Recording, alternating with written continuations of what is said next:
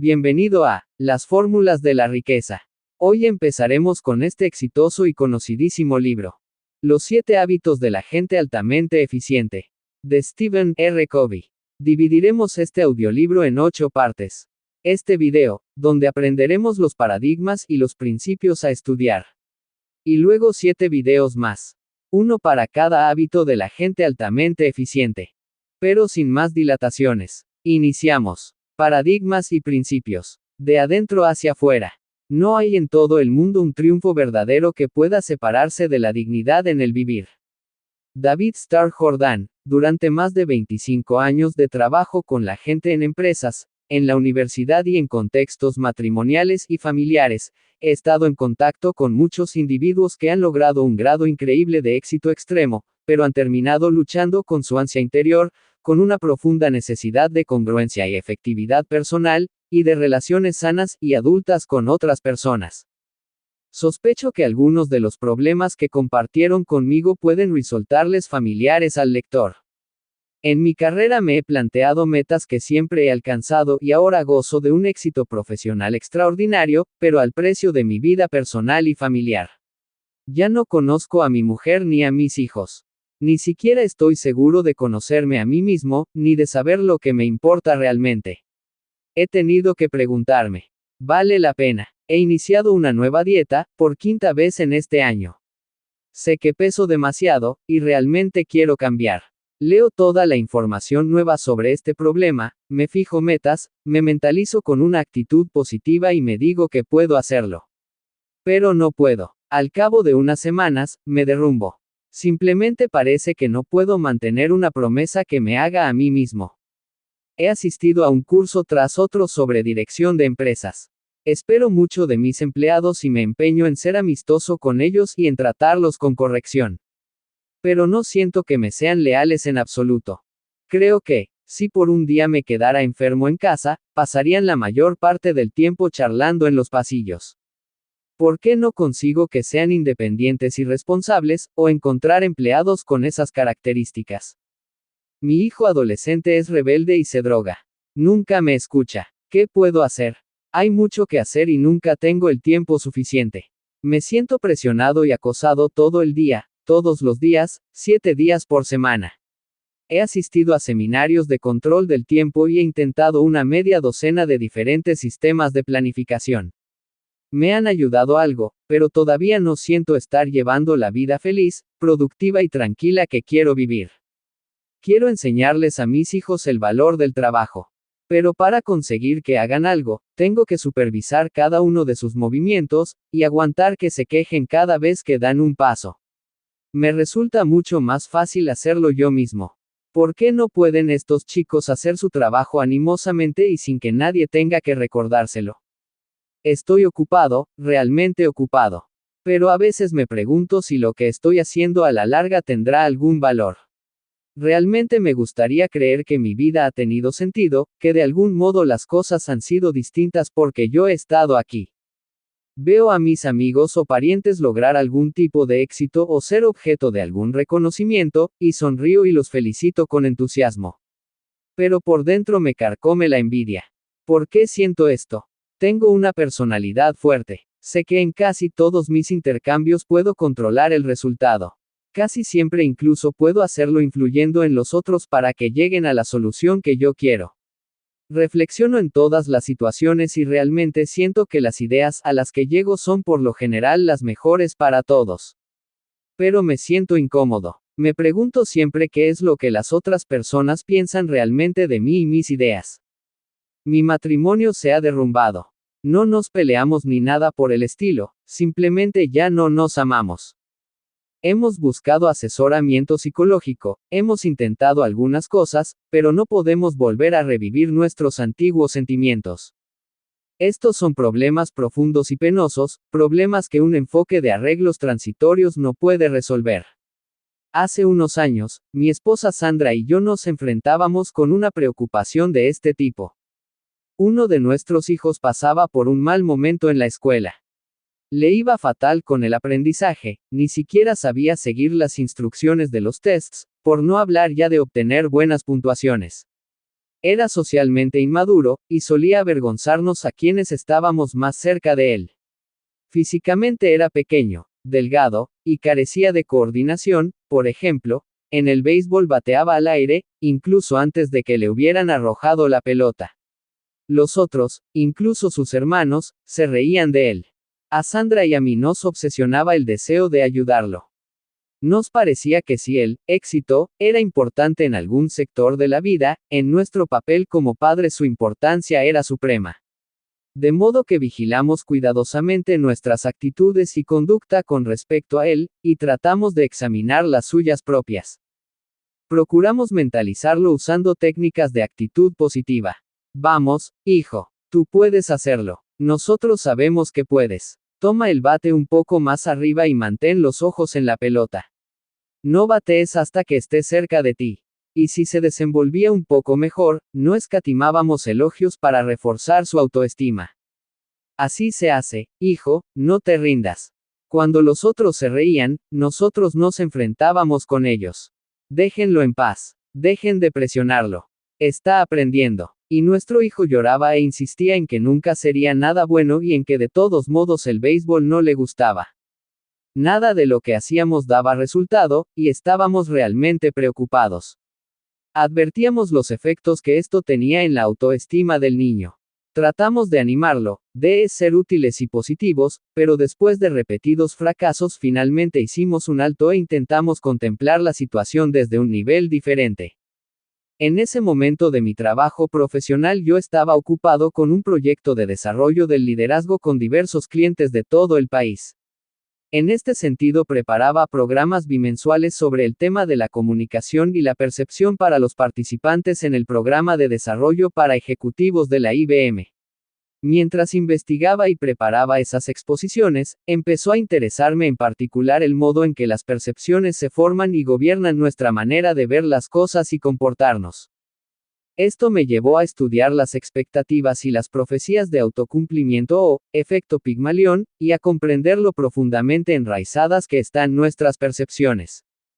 Me enseñó que debemos examinar el cristal o la lente a través de los cuales vemos el mundo tanto como el mundo que vemos, y que ese cristal da forma a nuestra interpretación del mundo.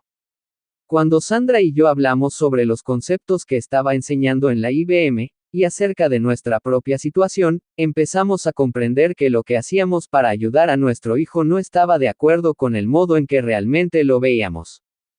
Al examinar con toda honestidad nuestros sentimientos más profundos, nos dimos cuenta de que nuestra percepción era que el chico padecía una inadecuación básica. De algún modo, un retraso. Por más que hubiéramos trabajado nuestra actitud y conducta, nuestros esfuerzos habrían sido ineficaces porque, a pesar de nuestras acciones y palabras, lo que en realidad le estábamos comunicando era, no eres capaz. Alguien tiene que protegerte. Empezamos a comprender que, si queríamos cambiar la situación, debíamos cambiar nosotros mismos. Y que para poder cambiar nosotros efectivamente, debíamos primero cambiar nuestras percepciones. La personalidad y la ética del carácter al mismo tiempo, además de mi investigación sobre la percepción, me encontraba profundamente inmerso en un estudio sobre los libros acerca del éxito publicados en los Estados Unidos desde 1776. Estaba leyendo hojeando literalmente millares de libros, artículos y ensayos, de campos tales como el autoperfeccionamiento, la psicología popular y la autoayuda. Tenía en mis manos la suma y sustancia de lo que un pueblo libre y democrático consideraba las claves de una vida exitosa. Mi estudio me llevó a rastrear 200 años de escritos sobre el éxito, y en su contenido advertí la aparición de una pauta sorprendente. A causa de mi propio y profundo dolor, y de dolores análogos que había visto en las vidas y relaciones de muchas personas con las que había trabajado a lo largo de los años, empecé a sentir cada vez más que gran parte de la literatura sobre el éxito de los últimos 50 años era superficial. Estaba llena de obsesión por la imagen, las técnicas y los arreglos transitorios de tipo social, parches y aspirinas sociales, para solucionar problemas agudos, que a veces incluso parecían solucionar temporalmente, pero dejaban intactos los problemas crónicos subyacentes, que empeoraban y reaparecían una y otra vez. En total contraste, Casi todos los libros de más o menos los primeros 150 años se centraban en lo que podría denominarse la ética del carácter, como cimiento del éxito, en cosas tales como la integridad, la humildad, la fidelidad, la mesura, el valor, la justicia, la paciencia, el esfuerzo, la simplicidad, la modestia y la regla de oro. La autobiografía de Benjamin Franklin es representativa de esa literatura. Se trata, básicamente, de la descripción de los esfuerzos de un hombre tendentes a integrar profundamente en su naturaleza ciertos principios y hábitos. La ética del carácter enseñaba que existen principios básicos para vivir con efectividad, y que las personas solo pueden experimentar un verdadero éxito y una felicidad duradera cuando aprenden esos principios y los integran en su carácter básico. Pero poco después de la Primera Guerra Mundial la concepción básica del éxito pasó de la ética del carácter a lo que podría llamarse la ética de la personalidad.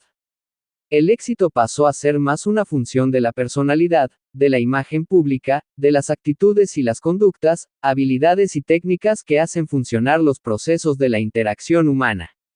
La ética de la personalidad, en lo esencial, tomó dos sendas. Una, la de las técnicas de relaciones públicas y humanas, y otra, la actitud mental positiva, AMP.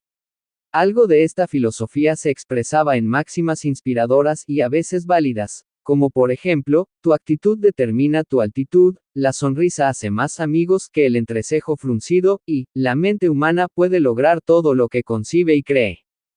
Otras partes del enfoque basado en la personalidad eran claramente manipuladoras, incluso falaces.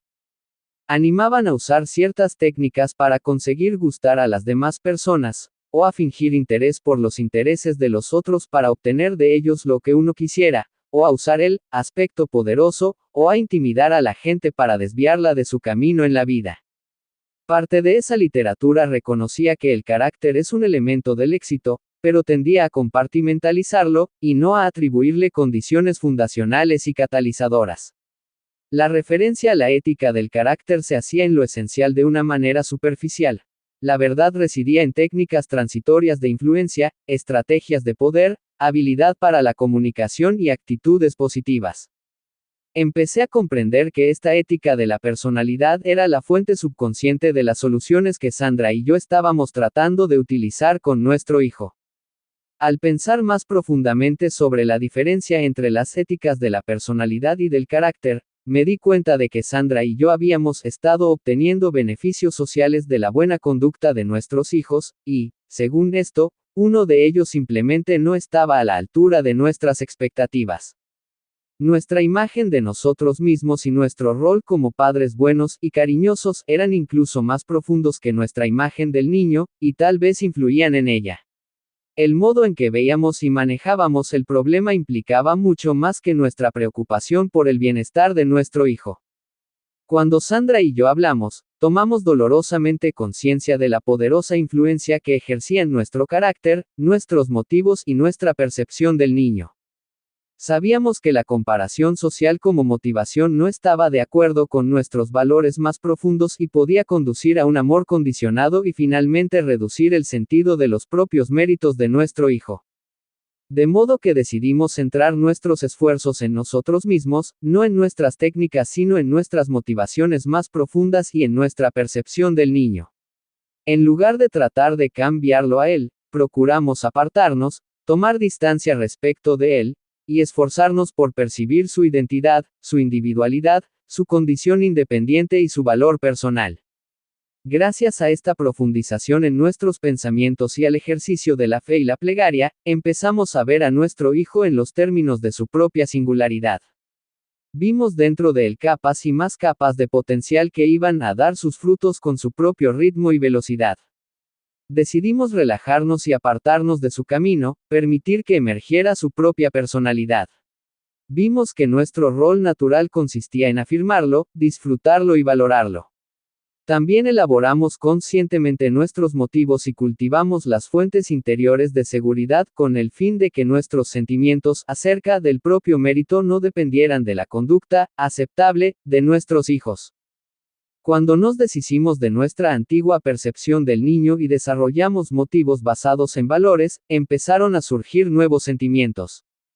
Nos encontramos disfrutando de él, en lugar de compararlo o juzgarlo. Dejamos de tratar de hacer con él un duplicado de nuestra propia imagen o de medirlo en comparación con ciertas expectativas sociales. Dejamos de manipularlo amable y positivamente para que se adecuara a un molde social aceptable. Como lo considerábamos fundamentalmente apto y capaz de afrontar con éxito la vida, dejamos de protegerlo cuando sus hermanos y otros pretendían ridiculizarlo. Había sido educado a la sombra de esa protección, de modo que atravesó algunas etapas dolorosas, que él expresó a su manera y que nosotros aceptamos, pero a las que no siempre respondimos. No necesitamos protegerte, era el mensaje tácito. Básicamente, puedes valerte por ti mismo. A medida que pasaban semanas y meses, fue desarrollándose en él una tranquila confianza. Se estaba afirmando a sí mismo. Maduraba según su propio ritmo y velocidad. Empezó a sobresalir rápida y bruscamente, en comparación con criterios sociales, académicos, sociales y atléticos, yendo mucho más allá del llamado proceso natural de desarrollo. Con el paso de los años, lo eligieron varias veces líder de grupos estudiantiles, se convirtió en un verdadero atleta y traía a casa las notas más altas. Desarrolló una personalidad atractiva y franca, que ahora le permite relacionarse tranquilamente con todo tipo de personas. Sandra y yo creíamos que los logros, socialmente impresionantes, de nuestro hijo era una expresión accesoria de los sentimientos que experimentaba respecto de sí mismo más que una mera respuesta a las recompensas sociales. Esta fue una experiencia sorprendente para Sandra y para mí, muy instructiva en el trato con nuestros otros hijos, y también en otros roles.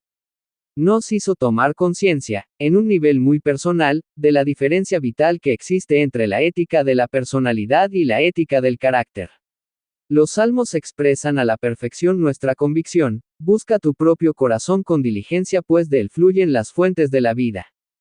Grandeza, primaria y secundaria.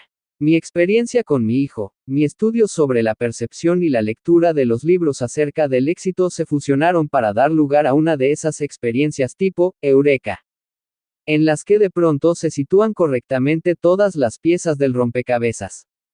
Súbitamente advertí el poderoso efecto de la ética de la personalidad, y comprendí con claridad esas discrepancias sutiles, a menudo no identificadas conscientemente, entre lo que yo sabía que era cierto, algunas cosas que me habían enseñado muchos años antes, de niño, y otras profundamente arraigadas en mi propio sentido interior de los valores, y las filosofías de arreglo transitorio que encontraba a mi alrededor día tras día.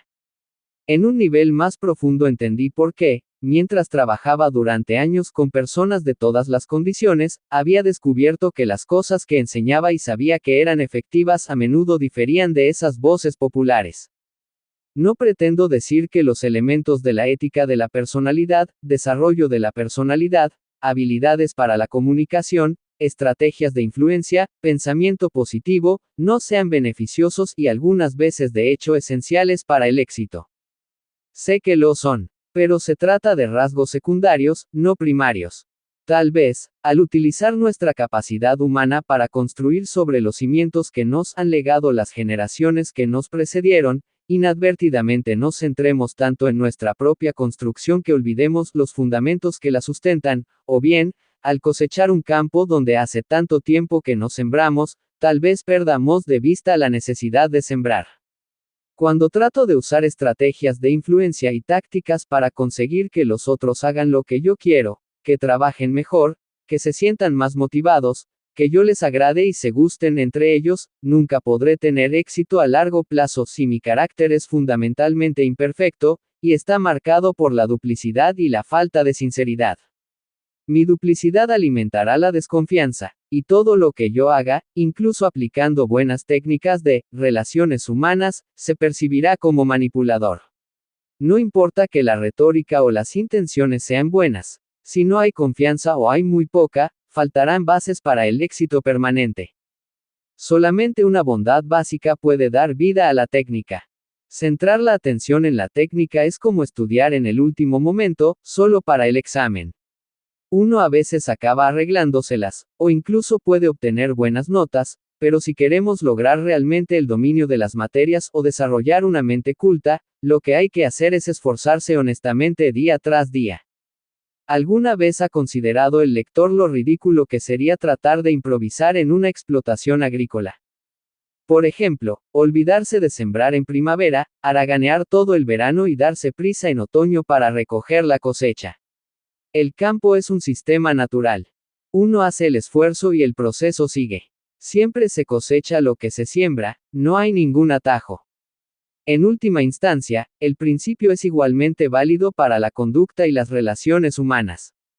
También se trata de sistemas naturales basados en la ley de la cosecha. A corto plazo, en un sistema social artificial como es la escuela, uno puede arreglárselas si aprende a manipular reglas creadas por el hombre, a jugar el juego. En la mayoría de las interacciones humanas breves, se puede utilizar la ética de la personalidad para salir del paso y producir impresiones favorables mediante el encanto y la habilidad, fingiendo interesarse en los hobbies de las otras personas. Hay técnicas rápidas y fáciles que pueden dar resultado en situaciones a corto plazo. Pero los rasgos secundarios en sí mismos no tienen ningún valor permanente en relaciones a largo plazo. Finalmente, si no hay una integridad profunda y una fuerza fundamental del carácter, los desafíos de la vida sacan a la superficie los verdaderos motivos, y el fracaso de las relaciones humanas reemplaza al éxito a corto plazo. Muchas personas con grandeza secundaria, es decir, con reconocimiento social de sus talentos, carecen de grandeza primaria o de bondad en su carácter. Un poco antes o un poco después, esto se advertirá en todas sus relaciones prolongadas, sea con un socio en los negocios, con el cónyuge, con un amigo o con un hijo adolescente que pasa por una crisis de identidad. Es el carácter lo que se comunica con la mayor elocuencia. Como dijo Emerson, me gritas tan fuerte en los oídos que no puedo oír lo que me dices. Desde luego, hay situaciones en las que las personas tienen fuerza de carácter pero les falta habilidad para la comunicación, y ello sin duda afecta también la calidad de las relaciones. Pero los efectos siguen siendo secundarios. En último término, lo que somos puede transmitirse con una elocuencia mucho mayor que cualquier cosa que digamos o hagamos. Todos lo sabemos. Hay personas en las que tenemos una confianza absoluta porque conocemos su carácter. Sean elocuentes o no, apliquen o no técnicas de relaciones humanas, confiamos en ellas, y trabajamos productivamente con ellas. Según William George Jordan, en las manos de todo individuo está depositado un maravilloso poder para el bien o el mal, la silenciosa, inconsciente, invisible influencia de su vida. Esta es simplemente la emanación constante de lo que el hombre es en realidad, no de lo que finge ser. El poder de un paradigma. Los 7 hábitos de las personas altamente efectivas materializan muchos de los principios fundamentales de la efectividad humana. Esos hábitos son básicos y primarios. Representan la internalización de principios correctos que cimentan la felicidad y el éxito duraderos. Pero antes de que podamos comprenderlos realmente, tenemos que entender nuestros propios paradigmas y saber cómo realizar un cambio de paradigma. Tanto la ética del carácter como la ética de la personalidad son ejemplos de paradigmas sociales. La palabra paradigma proviene del griego. Fue originalmente un término científico, y en la actualidad se emplea por lo general con el sentido de modelo, teoría, percepción, supuesto o marco de referencia. En el sentido más general, es el modo en que vemos el mundo, no en los términos de nuestro sentido de la vista, sino como percepción, comprensión, interpretación. Un modo simple de pensar los paradigmas, que se adecua a nuestros fines, consiste en considerar los mapas. Todos sabemos que el mapa no es el territorio. Un mapa es simplemente una explicación de ciertos aspectos de un territorio. Un paradigma es exactamente eso. Es una teoría, una explicación o un modelo de alguna otra cosa. Supongamos que uno quiere llegar a un lugar específico del centro de Chicago. Un plano de la ciudad puede ser de gran ayuda. Pero supongamos también que se nos ha entregado un mapa equivocado. En virtud de un error de imprenta, El plano que lleva la inscripción de Chicago es en realidad un plano de Detroit. Puede imaginar el lector la frustración y la inefectividad con las que tropezará al tratar de llegar a su destino. Se puede entonces trabajar sobre la propia conducta, poner más empeño, ser más diligente, duplicar la velocidad. Pero nuestros esfuerzos solo lograrán conducirnos más rápido al lugar erróneo. Uno puede asimismo trabajar sobre su actitud, pensar más positivamente acerca de lo que intenta. De este modo tampoco se llegaría al lugar correcto, pero es posible que a uno no le importe. La actitud puede ser tan positiva que uno se sienta feliz en cualquier parte. Pero la cuestión es que nos hemos perdido. El problema fundamental no tiene nada que ver con la actitud o la conducta. Está totalmente relacionado con el hecho de que el nuestro es un plano equivocado.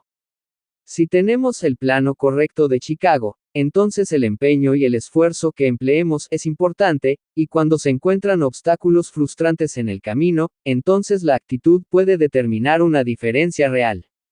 Pero el primero y más importante requerimiento es la precisión del plano. Todos tenemos muchos mapas en la cabeza, que pueden clasificarse en dos categorías principales: mapas del modo en que son las cosas, o realidades, y mapas del modo en que deberían ser, o valores. Con esos mapas mentales interpretamos todo lo que experimentamos. Pocas veces cuestionamos su exactitud, por lo general ni siquiera tenemos conciencia de que existen. Simplemente damos por sentado que el modo en que vemos las cosas corresponde a lo que realmente son o a lo que deberían ser. Estos supuestos dan origen a nuestras actitudes y a nuestra conducta.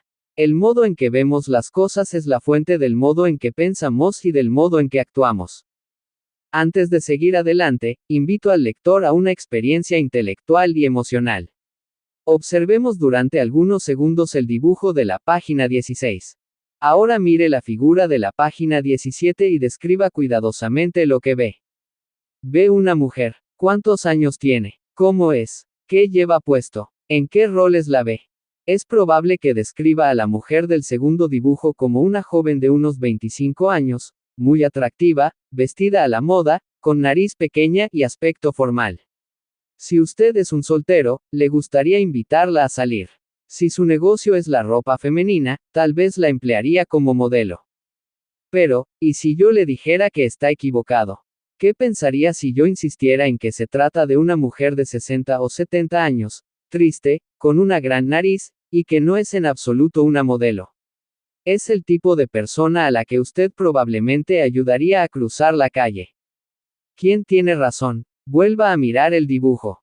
Logra ver a la anciana. En caso contrario, persista.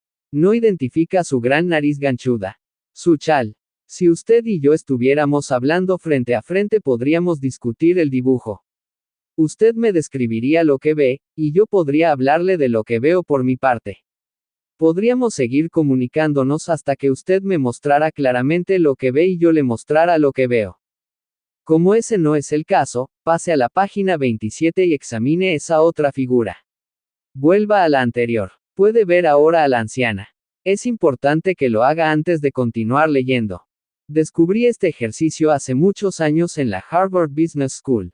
El instructor lo usaba para demostrar con claridad y elocuencia que dos personas pueden mirar lo mismo, disentir, y sin embargo estar ambas en lo cierto. No se trata de lógica, sino de psicología. El instructor trajo un montón de láminas, en la mitad de las cuales estaba la imagen de la joven de la página 16 y en la otra mitad la de la anciana de la página 27. Entregó láminas de la joven a la mitad de la clase, y láminas de la anciana a la otra mitad. Nos pidió que las miráramos, que nos concentráramos en ellas durante unos 10 segundos y que a continuación las devolviéramos. Entonces proyectó en una pantalla el dibujo de la página 36, que combina las otras dos imágenes, y nos pidió que describiéramos lo que veíamos. Casi todos los que habían observado antes la figura de la joven, también vieron a la joven en la pantalla. Y casi todos los que habían tenido en sus manos la lámina de la anciana, también veían a la anciana en la pantalla. El profesor pidió entonces a uno de nosotros que le explicara lo que veía a un estudiante de la otra mitad. En su diálogo, se irritaron al tropezar con problemas de comunicación. ¿Qué quieres decir con que es una anciana? No puede tener más de 20 o 22 años. Vamos, debes de estar bromeando. Tiene 70 años, podría tener cerca de 80. ¿Qué te pasa? Estás ciego. Es una mujer joven, y muy guapa, me gustaría salir con ella. Es encantadora. Encantadora. Es una vieja bruja. Los argumentos iban y venían, con los dos interlocutores seguros y firmes en sus posiciones. Todo esto ocurría a pesar de una muy importante ventaja con la que contaban los estudiantes. La mayoría de ellos conocían de antemano la posibilidad de que existiera otro punto de vista, algo que muchos de nosotros nunca admitiríamos. Sin embargo, al principio, solo unos pocos tratamos realmente de ver la figura con otro marco de referencia. Después de un rato de discusión fútil, un alumno se acercó a la pantalla y señaló una línea del dibujo. Este es el collar de la joven, dijo. Otro respondió. No, esa es la boca de la anciana. Poco a poco empezaron a examinar con calma puntos específicos de diferencia, y finalmente un alumno, y después otro, hicieron la experiencia de un reconocimiento súbito al centrarse en las imágenes respectivas. Mediante una continuada comunicación, tranquila, respetuosa y específica, todos los que nos encontrábamos allí finalmente llegamos a comprender el otro punto de vista. Pero cuando dejábamos de mirar y a continuación volvíamos a hacerlo, la mayoría de nosotros veíamos de inmediato la imagen que nos habían obligado a ver con la observación previa de 10 segundos. Con frecuencia he utilizado este experimento perceptivo en mi trabajo con personas y organizaciones, porque procura muchas intuiciones profundas sobre la efectividad personal e interpersonal. En primer lugar, demuestra cuán poderoso es el efecto del condicionamiento sobre nuestras percepciones, nuestros paradigmas. Si 10 segundos pueden tener semejante efecto en el modo en que vemos las cosas, ¿qué cabe decir del condicionamiento de toda una vida?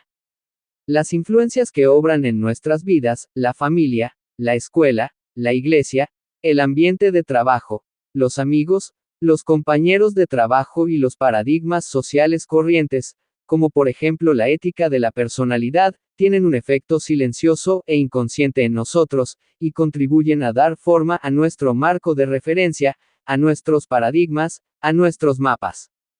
El experimento demuestra también que tales paradigmas son la fuente de nuestras actitudes y conductas. Al margen de ellos no podemos actuar con integridad. Sencillamente no podemos conservarnos íntegros si hablamos y andamos de cierto modo mientras vemos de otro. Si el lector se encuentra entre el 90% que ve a la joven en el dibujo compuesto cuando se lo condiciona para que así lo haga, sin duda le resultará difícil pensar en ayudarla a cruzar la calle. Tanto su actitud como su conducta con respecto a la figura tienen que ser congruentes con el modo en que la ve. Esto plantea uno de los defectos básicos de la ética de la personalidad. Tratar de cambiar nuestras actitudes y conductas es prácticamente inútil a largo plazo si no examinamos los paradigmas básicos de los que surgen esas actitudes y conductas. Este experimento perceptivo también demuestra cuán poderoso es el efecto de nuestros paradigmas sobre la manera en que interactuamos con otras personas. Cuando pensamos que vemos las cosas de manera clara y objetiva, empezamos a comprender que otros las ven de diferente manera desde sus propios puntos de vista, en apariencia igualmente claros y objetivos. Uno se pone de pie en el mismo lugar en el que estaba sentado. Todos tendemos a pensar que vemos las cosas como son, que somos objetivos. Pero no es así. Vemos el mundo, no como es, sino como somos nosotros o como se nos ha condicionado para que lo veamos. Cuando abrimos la boca para describir lo que vemos, en realidad nos describimos a nosotros mismos, a nuestras percepciones, a nuestros paradigmas. Cuando otras personas disienten de nosotros, de inmediato pensamos que algo extraño les ocurre. Pero, como demuestra nuestro experimento, personas sinceras e inteligentes ven las cosas de modo distinto, pues cada una mira a través del cristal de su experiencia. Esto no significa que no existan hechos. En nuestro experimento, dos individuos inicialmente influidos por distintas imágenes condicionadoras miraban juntos la tercera figura. Miraban los mismos hechos, líneas negras y espacios blancos, y los reconocían como hechos. Pero la interpretación que cada uno de ellos daba a esos hechos representaba experiencias anteriores, y los hechos carecen de significado al margen de su interpretación. Cuanta más conciencia tengamos de nuestros paradigmas, mapas o supuestos básicos, y de la medida en que nos ha influido nuestra experiencia, en mayor grado podremos asumir la responsabilidad de tales paradigmas, examinarlos, someterlos a la prueba de la realidad, escuchar a los otros y estar abiertos a sus percepciones, con lo cual lograremos un cuadro más amplio y una modalidad de visión mucho más objetiva. El poder de un cambio de paradigma. Quizá la conclusión más importante que puede obtenerse del experimento perceptivo pertenece al área del cambio de paradigma, que podría denominarse experiencia, eureka, y se produce cuando alguien finalmente ve, de otro modo, la imagen compuesta. Cuanto más apegada esté una persona a su percepción inicial, más poderosa será la experiencia, eureka. Es como si en nuestro interior de pronto se encendiera una luz. La expresión cambio de paradigma fue introducida por Thomas Kuhn en un libro muy influyente, Una piedra angular, titulado La estructura de las revoluciones científicas. Kuhn demuestra que casi todos los descubrimientos significativos en el campo del esfuerzo científico aparecen primero como rupturas con la tradición, con los viejos modos de pensar, con los antiguos paradigmas. Para Ptolomeo, el gran astrónomo egipcio, la Tierra era el centro del universo. Pero Copérnico creó un cambio de paradigma, suscitando muchas resistencias y persecuciones al situar al Sol en el centro. Súbitamente, todo fue objeto de una interpretación distinta. El modelo newtoniano de la física es un paradigma de movimientos regulares y todavía constituye la base de la ingeniería moderna. Pero es parcial, incompleto. El mundo científico moderno se vio revolucionado por el paradigma einsteiniano, el paradigma de la relatividad, cuyo valor predictivo y explicativo es mucho mayor. Hasta que se elaboró la teoría de los gérmenes, un alto porcentaje de mujeres y niños morían durante el parto, y nadie entendía por qué. En las escaramuzas de la guerra, eran más los hombres que morían de pequeñas heridas y de enfermedades que de traumas importantes sufridos en el frente. Pero en cuanto se desarrolló la teoría de los gérmenes, un paradigma totalmente nuevo, un modo mejor y perfeccionado de comprender lo que sucedía, hizo posible un perfeccionamiento médico extraordinario, significativo. Los Estados Unidos de hoy en día son el fruto de un cambio de paradigma. El concepto tradicional del gobierno había sido durante siglos el de la monarquía, el del derecho divino de los reyes. Entonces se desarrolló un nuevo paradigma, el gobierno del pueblo, por el pueblo y para el pueblo. Nació una democracia constitucional, capaz de liberar en gran medida la energía y el ingenio humanos, que originó un nivel de vida, de libertad, de influencia y esperanza inigualado en la historia del mundo. No todos los cambios de paradigma siguen una dirección positiva. Como ya hemos señalado, el paso de la ética del carácter a la ética de la personalidad nos ha alejado de las raíces mismas que nutren el verdadero éxito y la verdadera felicidad. Pero ya sea que el cambio de paradigma nos empuje en direcciones positivas o negativas, o que se produzca de modo instantáneo o gradual, determina que pasemos de una manera de ver el mundo a otra. Ese cambio genera poderosas transformaciones. Nuestros paradigmas, correctos o incorrectos, son las fuentes de nuestras actitudes y conductas, y en última instancia de nuestras relaciones con los demás.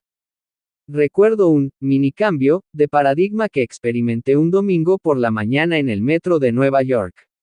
La gente estaba tranquilamente sentada, leyendo el periódico, perdida en sus pensamientos o descansando con los ojos cerrados. La escena era tranquila y pacífica. Entonces, de pronto, entraron en el vagón un hombre y sus hijos. Los niños eran tan alborotadores e ingobernables que de inmediato se modificó todo el clima. El hombre se sentó junto a mí y cerró los ojos, en apariencia ignorando y abstrayéndose de la situación. Los niños vociferaban de aquí para allá, arrojando objetos, incluso arrebatando los periódicos de la gente. Era muy molesto. Pero el hombre sentado junto a mí no hacía nada. Resultaba difícil no sentirse irritado. Yo no podía creer que fuera tan insensible como para permitir que los chicos corrieran salvajemente, sin impedirlo ni asumir ninguna responsabilidad. Se veía que las otras personas que estaban allí se sentían igualmente irritadas. De modo que, finalmente, con lo que me parecía una paciencia y contención inusuales, me volví hacia él y le dije, Señor, sus hijos están molestando a muchas personas. ¿No puede controlarlos un poco más? El hombre alzó los ojos como si solo entonces hubiera tomado conciencia de la situación, y dijo con suavidad, oh, tiene razón. Supongo que yo tendría que hacer algo. Volvemos del hospital donde su madre ha muerto hace más o menos una hora. No sé qué pensar, y supongo que tampoco ellos saben cómo reaccionar. ¿Puede el lector imaginar lo que sentí en ese momento? Mi paradigma cambió. De pronto vi las cosas de otro modo, y como las veía de otro modo, pensé de otra manera, sentí de otra manera, me comporté de otra manera. Mi irritación se desvaneció. Era innecesario que me preocupara por controlar mi actitud o mi conducta. Mi corazón se había visto invadido por el dolor de aquel hombre. Libremente fluían sentimientos de simpatía y compasión. Su esposa acaba de morir. Lo siento mucho. ¿Cómo ha sido? ¿Puedo hacer algo? Todo cambió en un instante. Muchas personas experimentan un cambio de pensamiento análogo y fundamental cuando afrontan una crisis que amenaza su vida y de pronto ven sus prioridades bajo una luz diferente, o cuando asumen un nuevo rol, como el de esposo o esposa, padre o abuelo, directivo o líder. Podemos pasar semanas, meses, incluso años, trabajando con la ética de la personalidad para cambiar nuestras actitudes y conductas, sin siquiera empezar a aproximarnos al fenómeno del cambio que se produce espontáneamente cuando vemos las cosas de modo diferente. Resulta obvio que si lo que pretendemos es realizar en nuestra vida cambios relativamente menores, puede que baste con que nos concentremos en nuestras actitudes y conductas. Pero si aspiramos a un cambio significativo, equilibrado, tenemos que trabajar sobre nuestros paradigmas básicos. Según decía Thoreau, 1000 cortes en las hojas del árbol del mal equivalen a uno solo en las raíces. Solo podemos lograr una mejora considerable en nuestras vidas cuando dejamos de cortar las hojas de la actitud y la conducta y trabajamos sobre la raíz, sobre los paradigmas de los que fluyen la actitud y la conducta. Ver y ser desde luego, no todos los cambios de paradigma son instantáneos.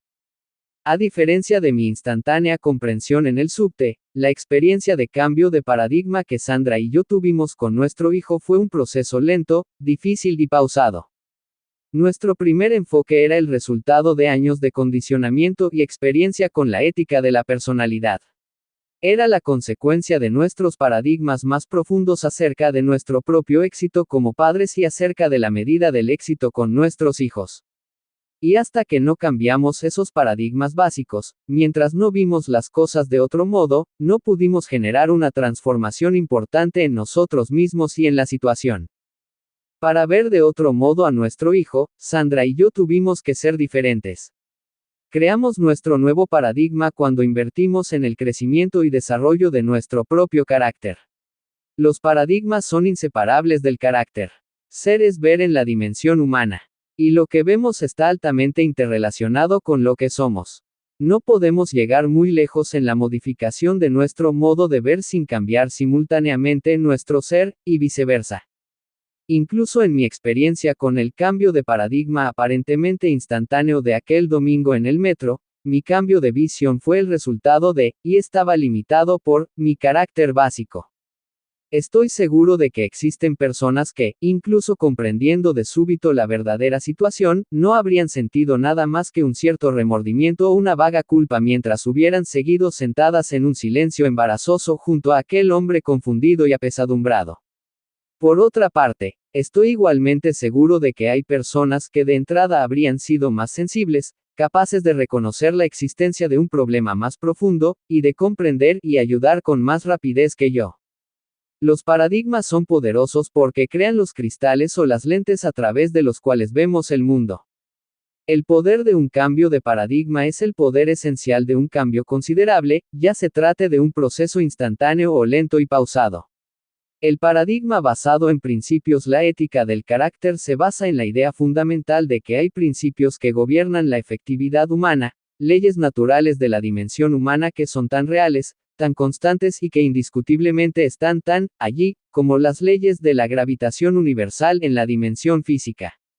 Una idea de la realidad de estos principios y de sus efectos puede captarse en otra experiencia de cambio de paradigma tal como la narra Frank Koch en Proceedings, la revista del Instituto Naval. 2 acorazados asignados a la escuadra de entrenamiento habían estado de maniobras en el mar con tempestad durante varios días. Yo servía en el buque insignia y estaba de guardia en el puente cuando caía la noche.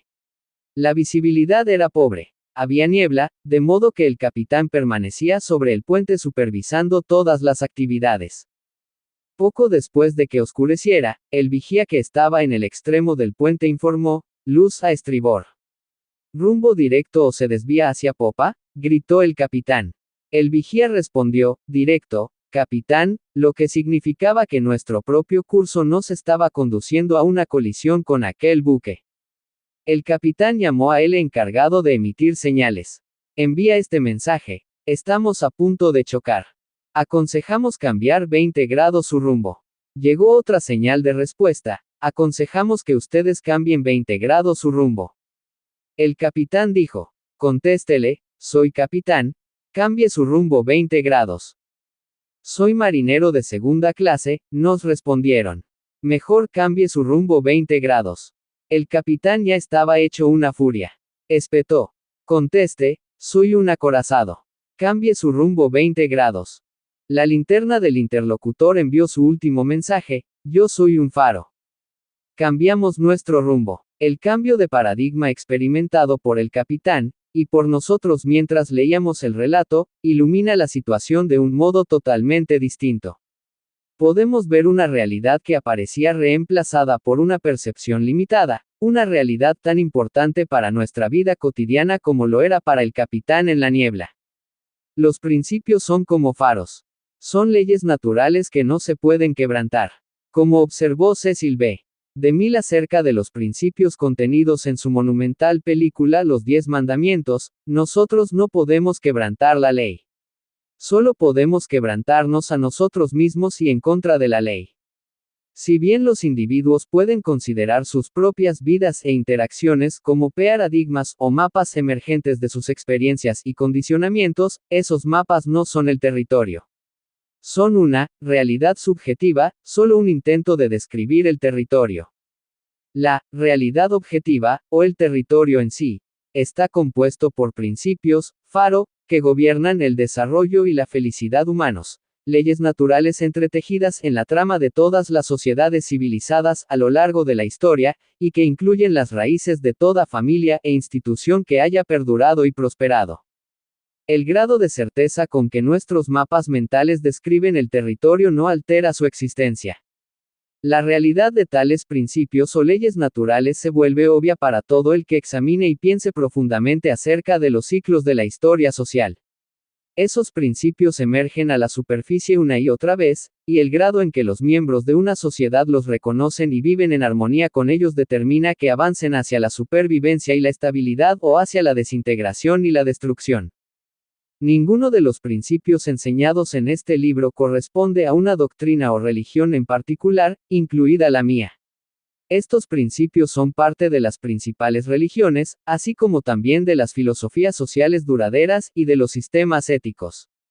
Son evidentes por sí mismos y pueden ser comprobados fácilmente por cualquier persona. Es como si tales principios formaran parte de la condición, conciencia y moral humanas.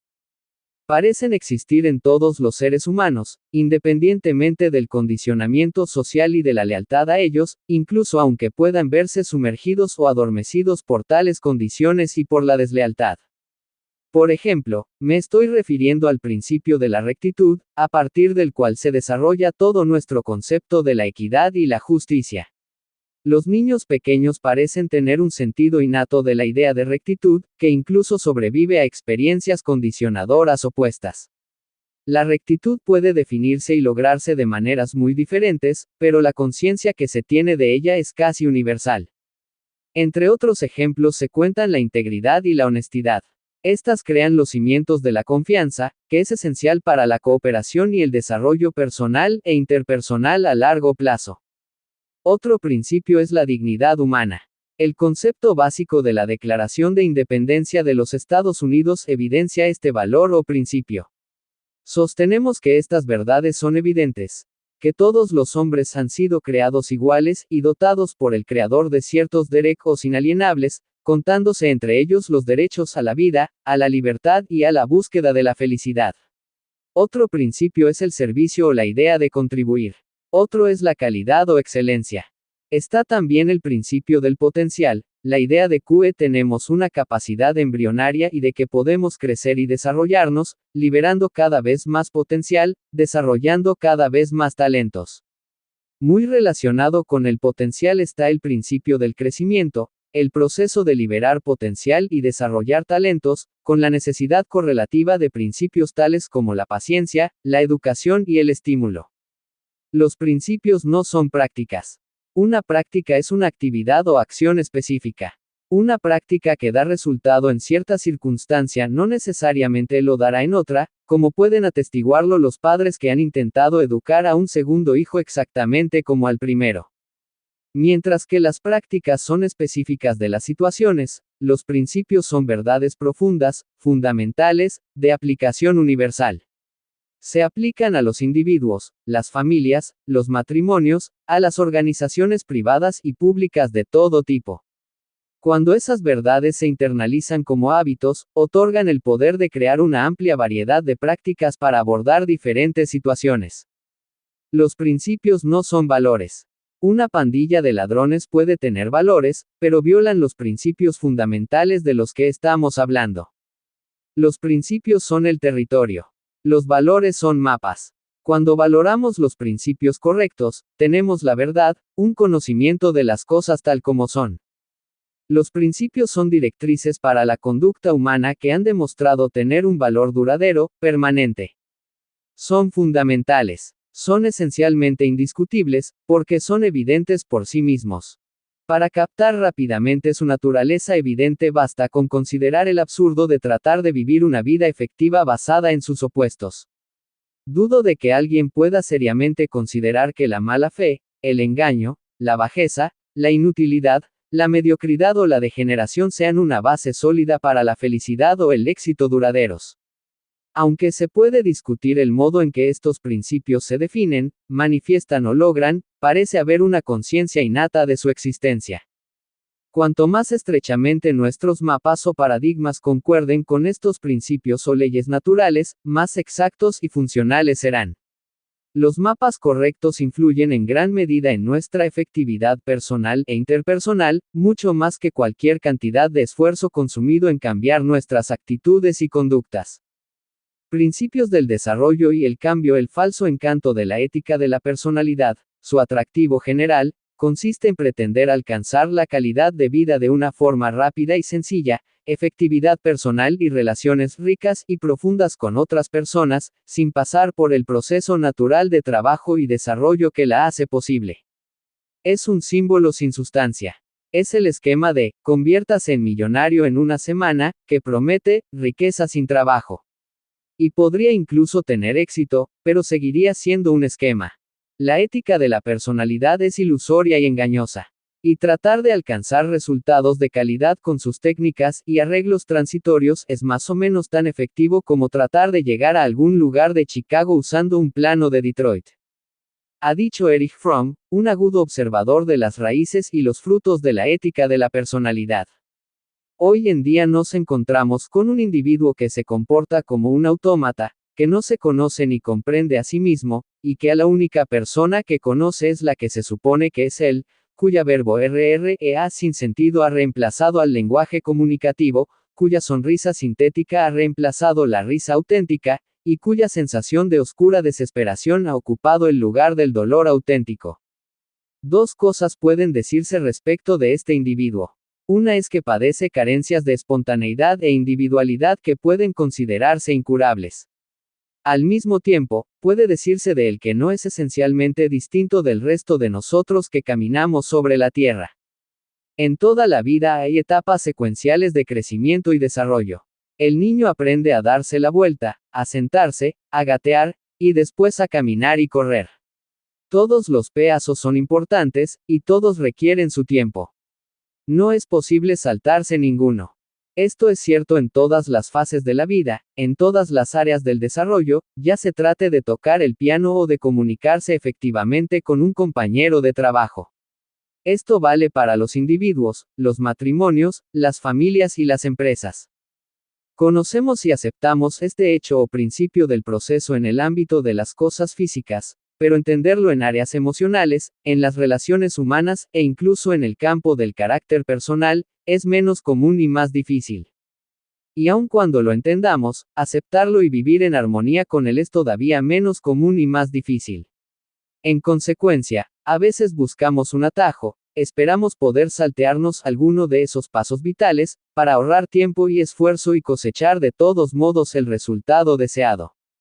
Pero, ¿qué sucede cuando intentamos saltarnos un proceso natural en nuestro crecimiento y desarrollo? Si uno es solo un jugador de tenis mediocre pero decide mejorar su juego para causar una mejor impresión, ¿cuál será el resultado? El pensamiento positivo por sí solo, nos permitirá competir efectivamente con un profesional. ¿Qué sucede si uno hace creer a los amigos que toca el piano como un concertista, siendo que en realidad, y por el momento, toca como un principiante? Las respuestas son obvias. Simplemente es imposible violar, ignorar o abreviar el proceso de desarrollo. Ello es contrario a la naturaleza, y los presuntos atajos no pueden conducir más que a la decepción y la frustración. En una escala de 10 puntos, si yo estoy en el nivel 2 en algún campo y deseo pasar al nivel 5, primero tengo que alcanzar el nivel 3. Un viaje de 1000 kilómetros empieza con el primer paso, y solo puede darse un paso cada vez. Para que uno pueda aprender o crecer tiene que permitir que el maestro, haciendo preguntas, sacando a la luz nuestra ignorancia, se haga una idea del nivel en que estamos. No se puede fingir durante mucho tiempo, finalmente nos descubrirán. La admisión de la ignorancia es a menudo el primer paso en nuestra educación. Thoreau se preguntaba, ¿cómo podremos recordar nuestra ignorancia, según exige nuestro crecimiento, si continuamente usamos nuestros conocimientos? Recuerdo una oportunidad en la que dos mujeres jóvenes, hijas de un amigo mío, vinieron a verme llorosas y quejándose de la rudeza y falta de comprensión que encontraban en su padre. Temían sincerarse con los padres por miedo a las consecuencias. Y sin embargo necesitaban desesperadamente de su amor, su comprensión y su guía. Hablé con el padre y pude ver que desde el punto de vista intelectual tenía conciencia de lo que pasaba. Pero si bien reconocía su mal carácter, se negaba a asumir la responsabilidad por ese problema y aceptar honestamente el hecho de que su nivel de desarrollo emocional era bajo. Dar el primer paso hacia el cambio era más de lo que su orgullo podía soportar. Para relacionarnos efectivamente con un cónyuge, con nuestros hijos, amigos o compañeros de trabajo, debemos aprender a escuchar. Y esto requiere fuerza emocional. El escuchar requiere tener cualidades del carácter altamente desarrolladas, tales como paciencia, estar abiertos y desear comprender. Es mucho más fácil actuar desde un nivel emocional bajo y dar consejos de alto nivel. Nuestro nivel de desarrollo es perfectamente obvio en los casos del tenis o del piano, en los que es imposible fingir. Pero no resulta tan obvio en las áreas del carácter y del desarrollo emocional. Con un amigo o compañero podemos alardear o adoptar ciertas poses. Podemos fingir, y durante algún tiempo tal vez tengamos éxito, por lo menos en público. Incluso podríamos engañarnos a nosotros mismos. Pero creo que la mayoría de nosotros conocemos la verdad acerca de lo que somos realmente por dentro, y creo que también la conocen muchos de quienes viven y trabajan con nosotros. En el mundo de las empresas, he tenido frecuentes oportunidades de ver las consecuencias de intentar abreviar este proceso natural de crecimiento, cuando los ejecutivos pretenden comprar una nueva cultura productiva, calidad, moral y servicios al cliente, con discursos enérgicos, continuas sonrisas e intervenciones externas, o por medio de fusiones, adquisiciones o tomas de posesión, pero ignoran el clima de baja confianza producido por tales manipulaciones. Cuando estos métodos no les dan resultado, buscan otras técnicas de la ética de la personalidad, ignorando y violando constantemente los principios y procesos naturales en los que se basa una cultura de alta confianza. Recuerdo que yo mismo, como padre, violé este principio hace muchos años. Un día volvía a casa para asistir a la fiesta de cumpleaños de mi hijita de 3 años, y la encontré en un rincón de una habitación, aferrada de modo desafiante a todos sus regalos, dispuesta a no permitir que los otros chicos jugaran con ellos. Lo primero que advertí fue que varios padres estaban presenciando aquel despliegue de egoísmo. Me sentí doblemente turbado, porque en aquella época yo estaba dando cursos universitarios de relaciones humanas. Y yo conocía, o por lo menos intuía, las expectativas de aquellos padres. La atmósfera de la habitación estaba realmente cargada.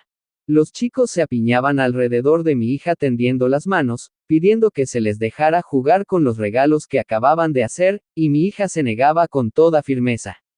Me dije, no hay duda de que tengo que enseñarle a mi hija a compartir. El valor de compartir es una de las cosas más básicas en las que creo.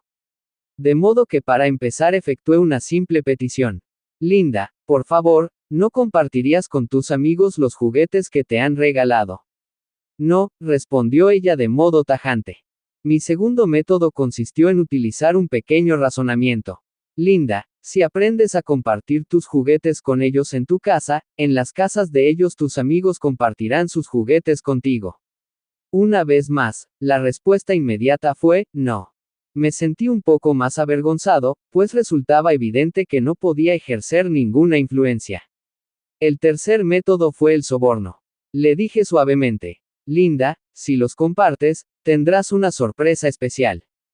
Te daré chicle. No quiero chicle, me espetó ella. Me estaba exasperando. Para mi cuarto intento, recurrí al miedo y la amenaza. Si no los compartes, vas a tener problemas. No me importa, gritó. Estas son cosas mías. No las tengo que compartir. Finalmente apelé a la fuerza. Tomé algunos de los juguetes y se los entregué a los otros chicos. Tomad, chicos, y jugad, les dije. Pero es posible que mi hija necesitara experimentar la posesión de esas cosas antes de poder prestarlas. En realidad, si no empiezo por poseer algo, puedo realmente darlo. Ella necesitaba que yo, como padre, tuviera un nivel más alto de madurez emocional que le permitiera esa experiencia. Pero en aquel momento me importaba la opinión que aquellos padres tenían de mí, más que el crecimiento y desarrollo de mi hija y que nuestra relación. Empecé por pensar que yo estaba en lo cierto, ella debía compartir y se equivocaba al no hacerlo. Tal vez le impuse una expectativa de nivel superior simplemente porque en mi propia escala yo me encontraba en un nivel inferior. Yo no podía o no estaba dispuesto a brindar paciencia o comprensión, de modo que esperaba que ella diera cosas. Para compensar mi deficiencia, extraje fuerza de mi posición y autoridad, y la obligué a hacer lo que yo quería que hiciera. Pero extraer fuerza genera debilidad. Debilita a quien toma esa fuerza porque refuerza la dependencia respecto de factores externos para conseguir que las cosas se hagan. Genera debilidad en la persona obligada a prestar su asentimiento, impidiendo el desarrollo del razonamiento independiente, el crecimiento y la disciplina interna. Y, finalmente, genera debilidad en la relación. El miedo reemplaza a la cooperación, y las dos personas participantes en el intercambio se vuelven más arbitrarias y defensivas. ¿Y qué ocurre cuando cambia o desaparece la fuente de la fuerza, ya consista en el mayor tamaño o la mayor fuerza física, en la posición superior, en la autoridad, en credenciales, en símbolos de estatus, en el aspecto personal o en logros pasados? Si yo hubiera sido más maduro, habría confiado en mi fuerza intrínseca, en mi comprensión de lo que es compartir y del crecimiento, y en mi capacidad para amar y educar, y le habría permitido a mi hija elegir con libertad lo que quisiera, compartir o no compartir. Tal vez después de tratar de razonar con ella podría haber desviado la atención de los chicos hacia un juego interesante, eliminando así toda aquella presión emocional volcada sobre la niña. He aprendido que, después de experimentar una sensación de posesión real, los niños comparten con naturalidad, libertad y espontaneidad. Según mi experiencia, hay momentos para enseñar y momentos que no son para enseñar. Cuando las relaciones son tensas y el aire está cargado emocionalmente, el intento de enseñar se percibe a menudo como una forma de juicio y rechazo. Se influye mucho más tomando al niño a solas, con tranquilidad, cuando la relación es buena, y discutiendo con él la enseñanza o el valor. Quizá la madurez emocional hubiera logrado lo que en aquel momento estaba más allá de mi nivel de paciencia y control interno.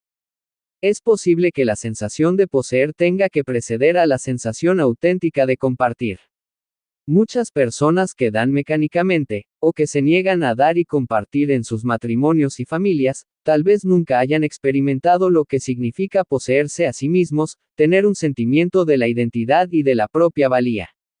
En realidad, el crecimiento de nuestros niños puede implicar que se les brinde la suficiente paciencia como para que les sea posible experimentar una sensación de posesión, y también que seamos lo bastante sabios como para enseñarles el valor de dar y además proporcionarles el ejemplo. El modo en que vemos el problema es el problema. La gente suele sentirse intrigada cuando ve que suceden cosas buenas en las vidas de los individuos, las familias y las empresas basadas en principios sólidos. Admiran esa fuerza y madurez personales, esa unidad familiar o ese equipo de trabajo, o esa cultura organizacional sinérgica que también sabe adaptarse. Y la pregunta que se hace de inmediato es muy reveladora de su paradigma básico. ¿Cómo lo ha hecho? Enséñeme la técnica. Lo que en realidad se está diciendo es, quiero un consejo o una solución rápida que alivien mi dolor en esta situación. La gente encuentra entonces personas que satisfacen su demanda y le enseñan lo que quería aprender. Durante algún tiempo, parece que esas habilidades y técnicas dan resultado. Tal vez eliminen algunos de los problemas agudos o de cosmética por medio de parches o aspirinas sociales. Pero subsiste la condición crónica subyacente, y finalmente aparecen nuevos síntomas agudos. Cuanto más recurre la gente a remiendos rápidos, y más se centra en los problemas y el dolor agudos, en mayor medida ese mismo enfoque profundiza la condición crónica subyacente. El problema está en el modo en que vemos el problema. Examinemos de nuevo algunos de los trastornos descritos en la introducción de este capítulo, y el impacto del pensamiento basado en la ética de la personalidad. He asistido a un curso tras otro sobre dirección de empresas. Espero mucho de mis empleados y me empeño en ser amistoso con ellos y en tratarlos con corrección. Pero no siento que me sean leales en absoluto.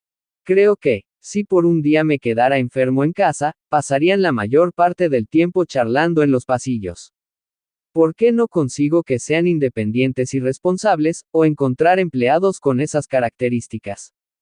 La ética de la personalidad me dice que puedo emprender algún tipo de acción espectacular, sacudir la organización, cortar cabezas, que haga que mis empleados mejoren el desempeño y aprecien lo que tienen. O que puedo encontrar algún programa de entrenamiento motivacional que consiga comprometerlos. Incluso que podría contratar nuevo personal que trabajara mejor. Pero, no es posible que por debajo de esa conducta aparentemente desleal, los empleados se estén preguntando si yo en realidad actúo bien con ellos. Deben creer que los estoy tratando como objetos mecánicos. ¿Hay algo de verdad en ello? En realidad, en un plano profundo, no es así como los veo. Existe la posibilidad de que el modo en que considero a la gente que trabaja para mí forme parte del problema. Hay mucho que hacer y nunca tengo el tiempo suficiente. Me siento presionado y acosado todo el día, todos los días, 7 días por semana. He asistido a seminarios de control del tiempo y he intentado una media docena de diferentes sistemas de planificación. Me han ayudado algo, pero todavía no siento estar llevando la vida feliz, productiva y tranquila que quiero vivir. La ética de la personalidad me dice que fuera de allí tiene que haber algo, algún nuevo seminario o planificador, que me ayude a controlar todas esas presiones de una manera más efectiva. Pero no existe la posibilidad de que la efectividad no sea la respuesta.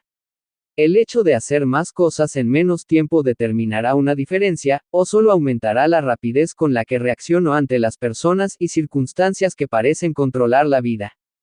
No puede ser que deba ver ciertas cosas de una manera más profunda y fundamental, algún paradigma interior que afecta el modo en que veo mi tiempo, mi vida y mi propia naturaleza.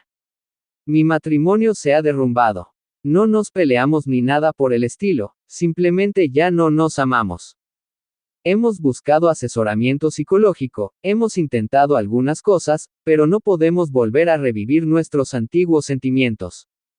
La ética de la personalidad me dice que tiene que haber algún nuevo libro o un seminario en el que la gente saque a la luz sus sentimientos, algo que ayudará a mi esposa a entenderme mejor. O tal vez esto sea inútil, y solo una nueva relación me procurará el amor que necesito. Pero, es posible que mi esposa no sea el verdadero problema. Puedo estar otorgando poder a las debilidades de mi esposa, y haciendo que mi vida dependa de la manera en que me tratan. Tengo algunos paradigmas básicos acerca de mi esposa, acerca del matrimonio, de lo que es realmente el amor, que están alimentando el problema. Advierte el lector cuán poderosa es la influencia de los paradigmas de la ética de la personalidad sobre el modo en que vemos y resolvemos nuestros problemas. Se den cuenta o no, muchas personas se están desilusionando con las promesas vacías de la ética de la personalidad. Mientras viajaba por el país y trabajaba con empresas, descubrí que los ejecutivos que piensan a largo plazo están perdiendo interés en la psicología de excitación pasajera, y los oradores motivacionales, que lo que realmente hacen es contar historias entretenidas mezcladas con trivialidades. La gente quiere sustancia, quiere evolución. Quiere algo más que aspirinas y parches. Quiere resolver los problemas crónicos subyacentes y centrarse en los principios que producen resultados a largo plazo. Un nuevo nivel de pensamiento. Albert Einstein observó que, los problemas significativos que afrontamos no pueden solucionarse en el mismo nivel de pensamiento en el que estábamos cuando los creamos. Cuando miramos a nuestro alrededor y en nuestro propio interior, y reconocemos los problemas creados mientras vivimos e interactuamos con la ética de la personalidad, empezamos a comprender que son problemas profundos, fundamentales, que no pueden resolverse en el nivel superficial en el que fueron creados. Necesitamos un nuevo nivel, un nivel de pensamiento más profundo, un paradigma basado en los principios que describan con exactitud la efectividad del ser humano y sus interacciones, para superar esas preocupaciones profundas. Sobre este nuevo nivel de pensamiento trata este libro. Nuestro enfoque de la efectividad personal e interpersonal se centra en principios y se basa en el carácter. Es, de adentro hacia afuera. De adentro hacia afuera, significa empezar por la persona.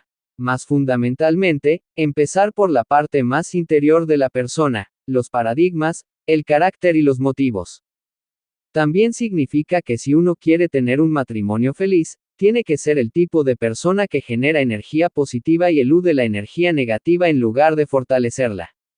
Si uno quiere tener un hijo adolescente más agradable y cooperativo, debe ser un padre más comprensivo, empático, coherente, cariñoso.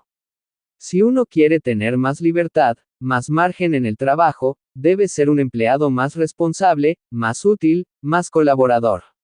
Si uno quiere despertar confianza, debe ser digno de confianza. Si uno aspira a la grandeza secundaria del talento reconocido, debe centrarse primero en la grandeza primaria del carácter. El enfoque de adentro hacia afuera dice que las victorias privadas preceden a las victorias públicas, que debemos hacernos promesas a nosotros mismos, y mantenerlas ante nosotros, y solo después hacer y mantener promesas ante los otros. Dice también que es fútil poner la personalidad por delante del carácter, tratar de mejorar las relaciones con los otros antes de mejorarnos a nosotros mismos. De adentro hacia afuera es un proceso, un continuo proceso de renovación basado en las leyes naturales que gobiernan el crecimiento y el progreso humanos. Es una espiral ascendente de crecimiento que conduce a formas progresivamente superiores de independencia responsable e interdependencia efectiva. He tenido la oportunidad de trabajar con muchas personas. Personas maravillosas, personas de talento, personas que aspiraban intensamente a la felicidad y el éxito, personas empeñadas en una búsqueda, personas que se hieren unas a otras. He trabajado con ejecutivos, alumnos universitarios, grupos religiosos y cívicos, familiares y matrimonios. Y en toda mi experiencia nunca he encontrado soluciones duraderas a los problemas, felicidad y éxito perdurables, que procedieran de afuera hacia adentro.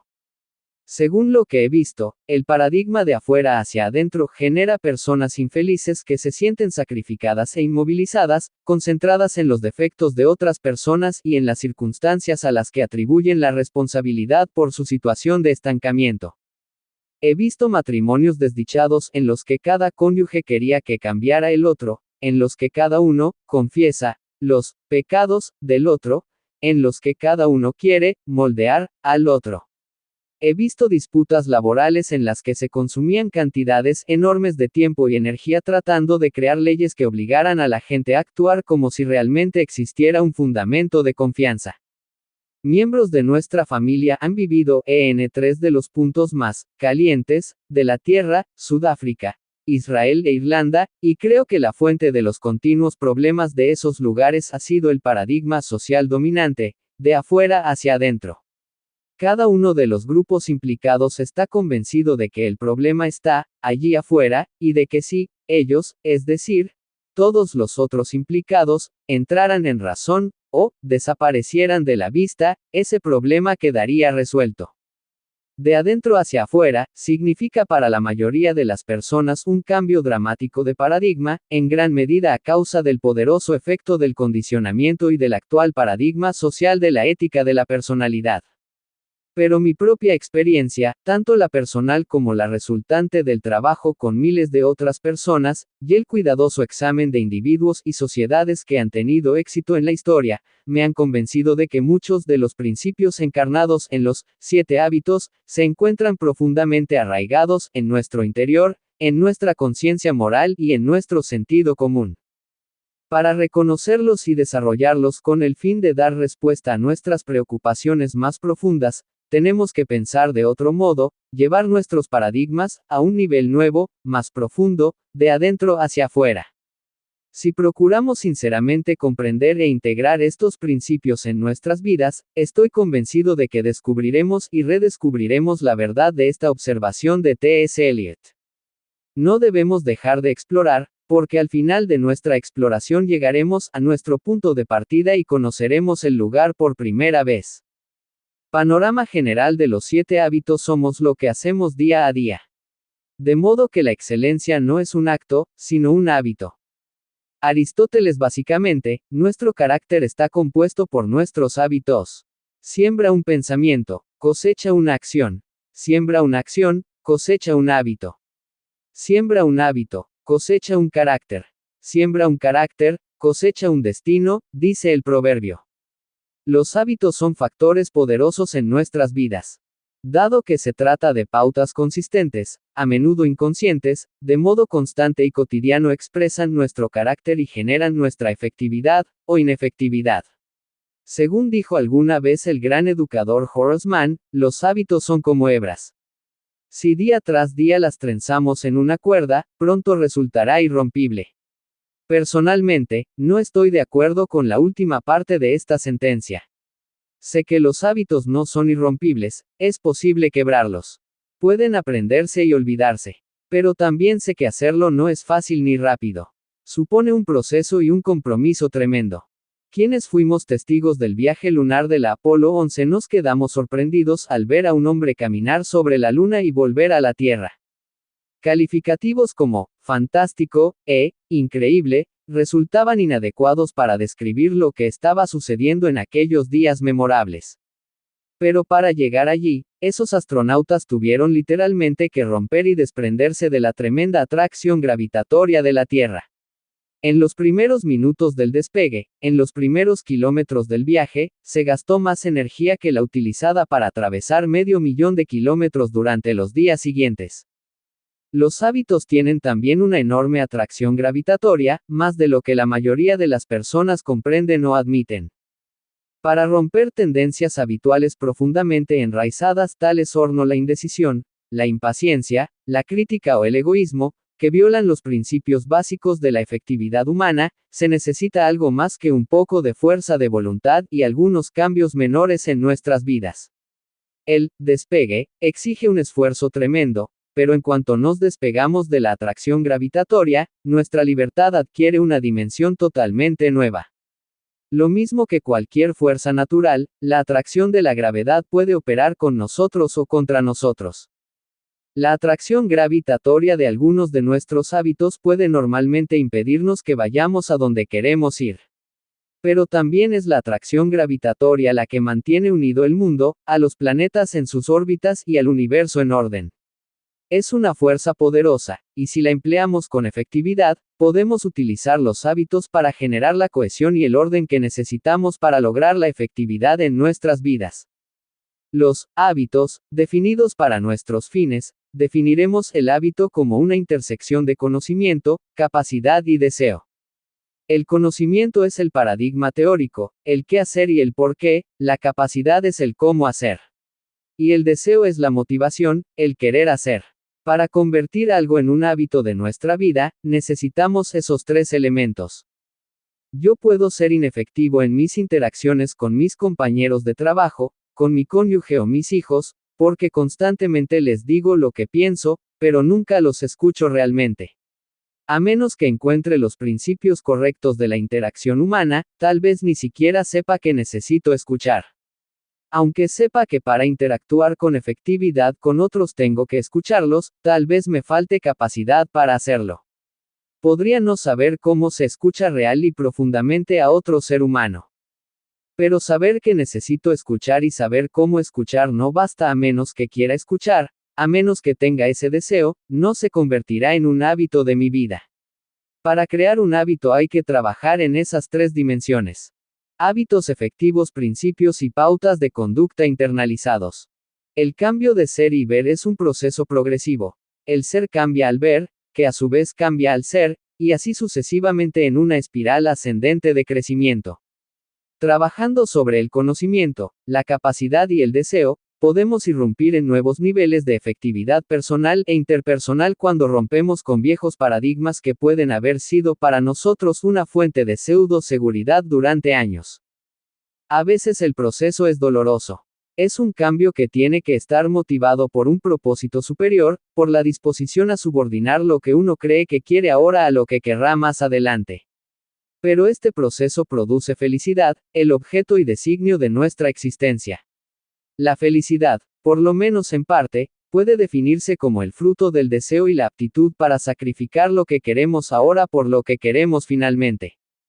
3. El continuum de la madurez. Los 7 hábitos no son un conjunto de partes independientes o fórmulas fragmentadas de excitación pasajera. En armonía con las leyes naturales del crecimiento, proporcionan un enfoque gradual, secuencial y altamente integrado del desarrollo de la efectividad personal e interpersonal. Nos mueven progresivamente sobre un continuum de madurez, desde la dependencia hacia la independencia y hasta la interdependencia. Todos empezamos nuestra vida como niños totalmente dependientes de otros. Somos dirigidos, educados y sustentados completamente por otros. Sin sus cuidados solo viviríamos unas horas, o a lo sumo unos pocos días. Después, gradualmente, a lo largo de los meses y años siguientes, nos volvemos cada vez más independientes, física, mental, emocional y económicamente, hasta que por fin podemos, en lo esencial, hacernos cargo de nuestra persona, de una manera autodirectiva y autosuficiente. Cuando seguimos creciendo y madurando, tomamos cada vez más conciencia de que toda la naturaleza es interdependiente, de que existe un sistema ecológico que la gobierna a ella y también a la sociedad. Además, descubrimos que los más altos logros de nuestra naturaleza tienen que ver con las relaciones con los otros, que la vida humana también es interdependiente. Nuestro crecimiento desde la infancia hasta la edad adulta se realiza en consonancia con las leyes naturales. Y existen muchas dimensiones del crecimiento. El hecho de que alcancemos nuestra total maduración física, por ejemplo, no necesariamente nos asegura una simultánea madurez mental o emocional. Por otro lado, la dependencia física no significa que una persona sea mental o emocionalmente inmadura. En el continuum de la madurez, la dependencia es el paradigma del tú. Tú cuidas de mí, tú haces o no haces lo que debes hacer por mí, yo te culpo a ti por los resultados. La independencia es el paradigma del yo. Yo puedo hacerlo, yo soy responsable, yo me basto a mí mismo, yo puedo elegir. La interdependencia es el paradigma del nosotros. Nosotros podemos hacerlo, nosotros podemos cooperar, nosotros podemos combinar nuestros talentos y aptitudes para crear juntos algo más importante. Las personas dependientes necesitan de los otros para conseguir lo que quieren. Las personas independientes consiguen lo que quieren gracias a su propio esfuerzo. Las personas interdependientes combinan sus esfuerzos con los esfuerzos de otros para lograr un éxito mayor. Si yo soy físicamente dependiente, paralítico, discapacitado o limitado de algún modo físico, necesito que tú me ayudes. Si soy emocionalmente dependiente, mi sentido del mérito y la seguridad provienen de la opinión que tú tienes de mí. Si no te caigo bien puede resultar catastrófico. Si soy intelectualmente dependiente, cuento contigo para que pienses por mí y resuelvas los problemas de mi vida. Si soy independiente, físicamente puedo desenvolverme por mis propios medios. Mentalmente, puedo pensar mis propios pensamientos, pasar de un nivel de abstracción a otro. Puedo pensar de modo creativo y analítico, y organizar y expresar mis pensamientos de manera comprensible. Emocionalmente, mi propio interior me proporciona las pautas. Soy dirigido desde adentro. Mi sentido del mérito no está en función de que guste a otros o de que me traten bien. Es fácil ver que la independencia es mucho más madura que la dependencia. La independencia es un logro principal, en y por sí misma. Pero la independencia no es infalible. Sin embargo, el paradigma social corriente entroniza la independencia. Es la meta confesada de muchos individuos y movimientos sociales. La mayoría del material acerca del autoperfeccionamiento pone la independencia sobre un pedestal, como si la comunicación, el trabajo de equipo y la cooperación fueran valores inferiores. Pero gran parte del énfasis actual en la independencia es una reacción contra la dependencia, que otros nos controlen, nos definan, nos usen y nos manipulen. El poco comprendido concepto de independencia tiene en muchos casos un acusado sabor de dependencia, y así encontramos personas que, a menudo por razones egoístas, abandonan sus matrimonios y sus hijos, olvidando todo tipo de responsabilidad social, haciéndolo en nombre de la independencia. El tipo de reacción que lleva a romper las cadenas, liberarse, autoafirmarse, y vivir la propia vida, revela a menudo dependencias más fundamentales de las que no se puede escapar porque no son externas sino internas, dependencias como la de permitir que los defectos de otras personas arruinen nuestras vidas emocionales, o como la de sentirse víctima de personas y hechos que están fuera de nuestro control. Desde luego, puede que sea necesario que cambiemos nuestras circunstancias. Pero el problema de la dependencia es una cuestión de madurez personal que tiene poco que ver con las circunstancias. Incluso en mejores circunstancias, a menudo persisten la inmadurez y la dependencia. La independencia de carácter nos da fuerza para actuar, en lugar de que se actúe sobre nosotros. Nos libera de depender de las circunstancias y de otras personas, y es una meta liberadora que vale la pena. Pero no es la meta final de una vida efectiva. El pensamiento independiente por sí solo no se adecua a la realidad interdependiente. Las personas independientes sin madurez para pensar y actuar interdependientemente pueden ser buenos productores individuales, pero no serán buenos líderes ni buenos miembros de un equipo. No operan a partir del paradigma de la interdependencia necesario para tener éxito en el matrimonio, la familia o la realidad empresarial. La vida, por naturaleza, es interdependiente. Tratar de lograr la máxima efectividad por la vía de la independencia es como tratar de jugar al tenis con un palo de golf, la herramienta no se adecúa a la realidad. El concepto de interdependencia es mucho más maduro, más avanzado. Si soy físicamente interdependiente, soy capaz y dependo de mí mismo, pero también comprendo que tú y yo trabajando juntos podemos lograr mucho más de lo que puedo lograr yo solo, incluso en el mejor de los casos. Si soy emocionalmente interdependiente, obtengo dentro de mí mismo una gran sensación de valía, pero también reconozco mi necesidad de amor, de darlo y recibirlo. Si soy intelectualmente interdependiente, comprendo que necesito mis propios pensamientos con los mejores pensamientos de otras personas.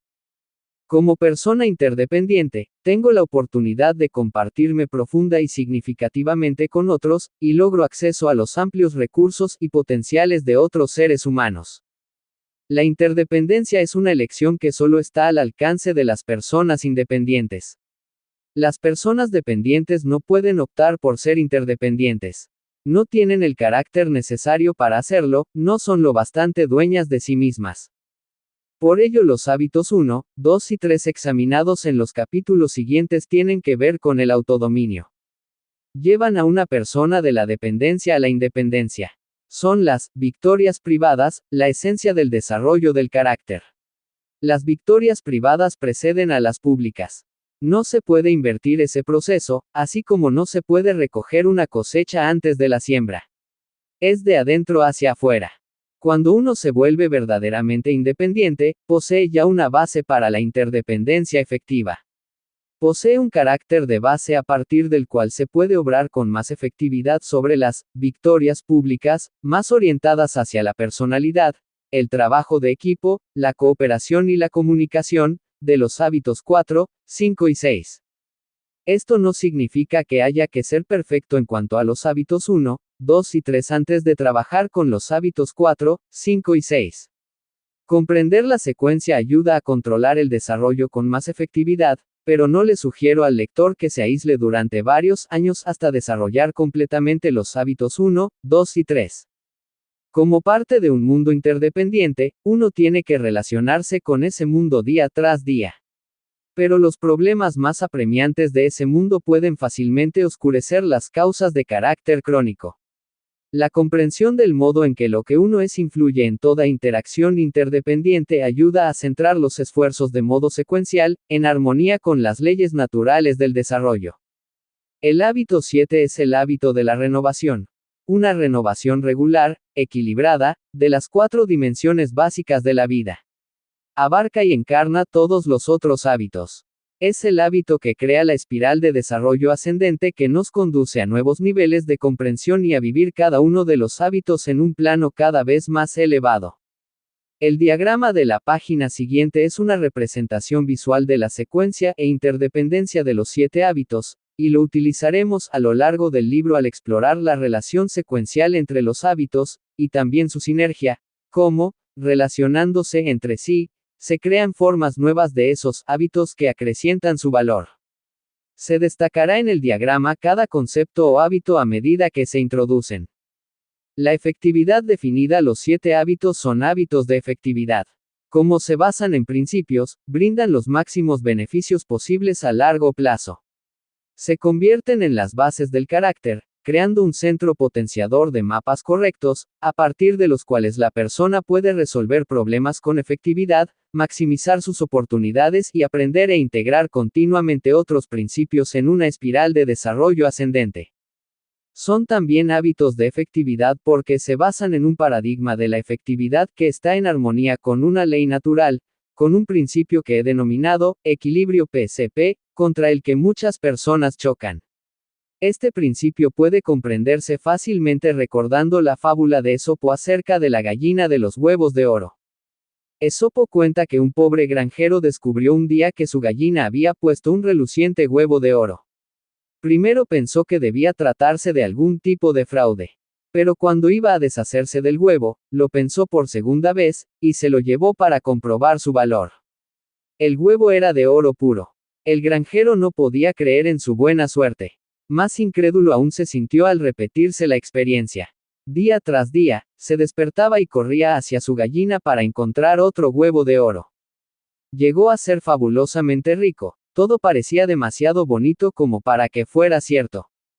El paradigma de los 7 hábitos. Pero, junto con su creciente riqueza llegaron la impaciencia y la codicia. Incapaz de esperar día tras día los huevos de oro, el granjero decidió matar a la gallina para obtenerlos todos de una vez. Pero al abrir el ave, la encontró vacía. Allí no había huevos de oro, y ya no habría modo de conseguir ninguno más. El granjero había matado a la gallina que los producía. Sugiero que en esa fábula hay una ley natural, un principio, la definición básica de la efectividad. La mayoría de las personas ven la efectividad desde el paradigma de los huevos de oro. Cuanto más se produce, cuanto más se hace, más efectivo se es.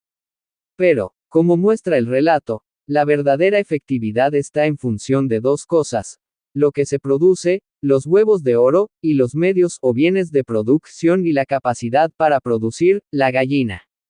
Si uno adopta un modelo de vida centrado en los huevos de oro y se olvida de la gallina, pronto se encontrará sin los medios que producen los huevos. Por otra parte, si uno se limita a cuidar de la gallina sin recoger los huevos de oro, pronto se encontrará sin dinero para alimentarse a sí mismo o alimentar al ave. La efectividad reside en el equilibrio, en lo que denomino el equilibrio PCP. P es la producción de los resultados deseados, los huevos de oro. CP es la capacidad de producción, la aptitud o el medio que produce los huevos de oro.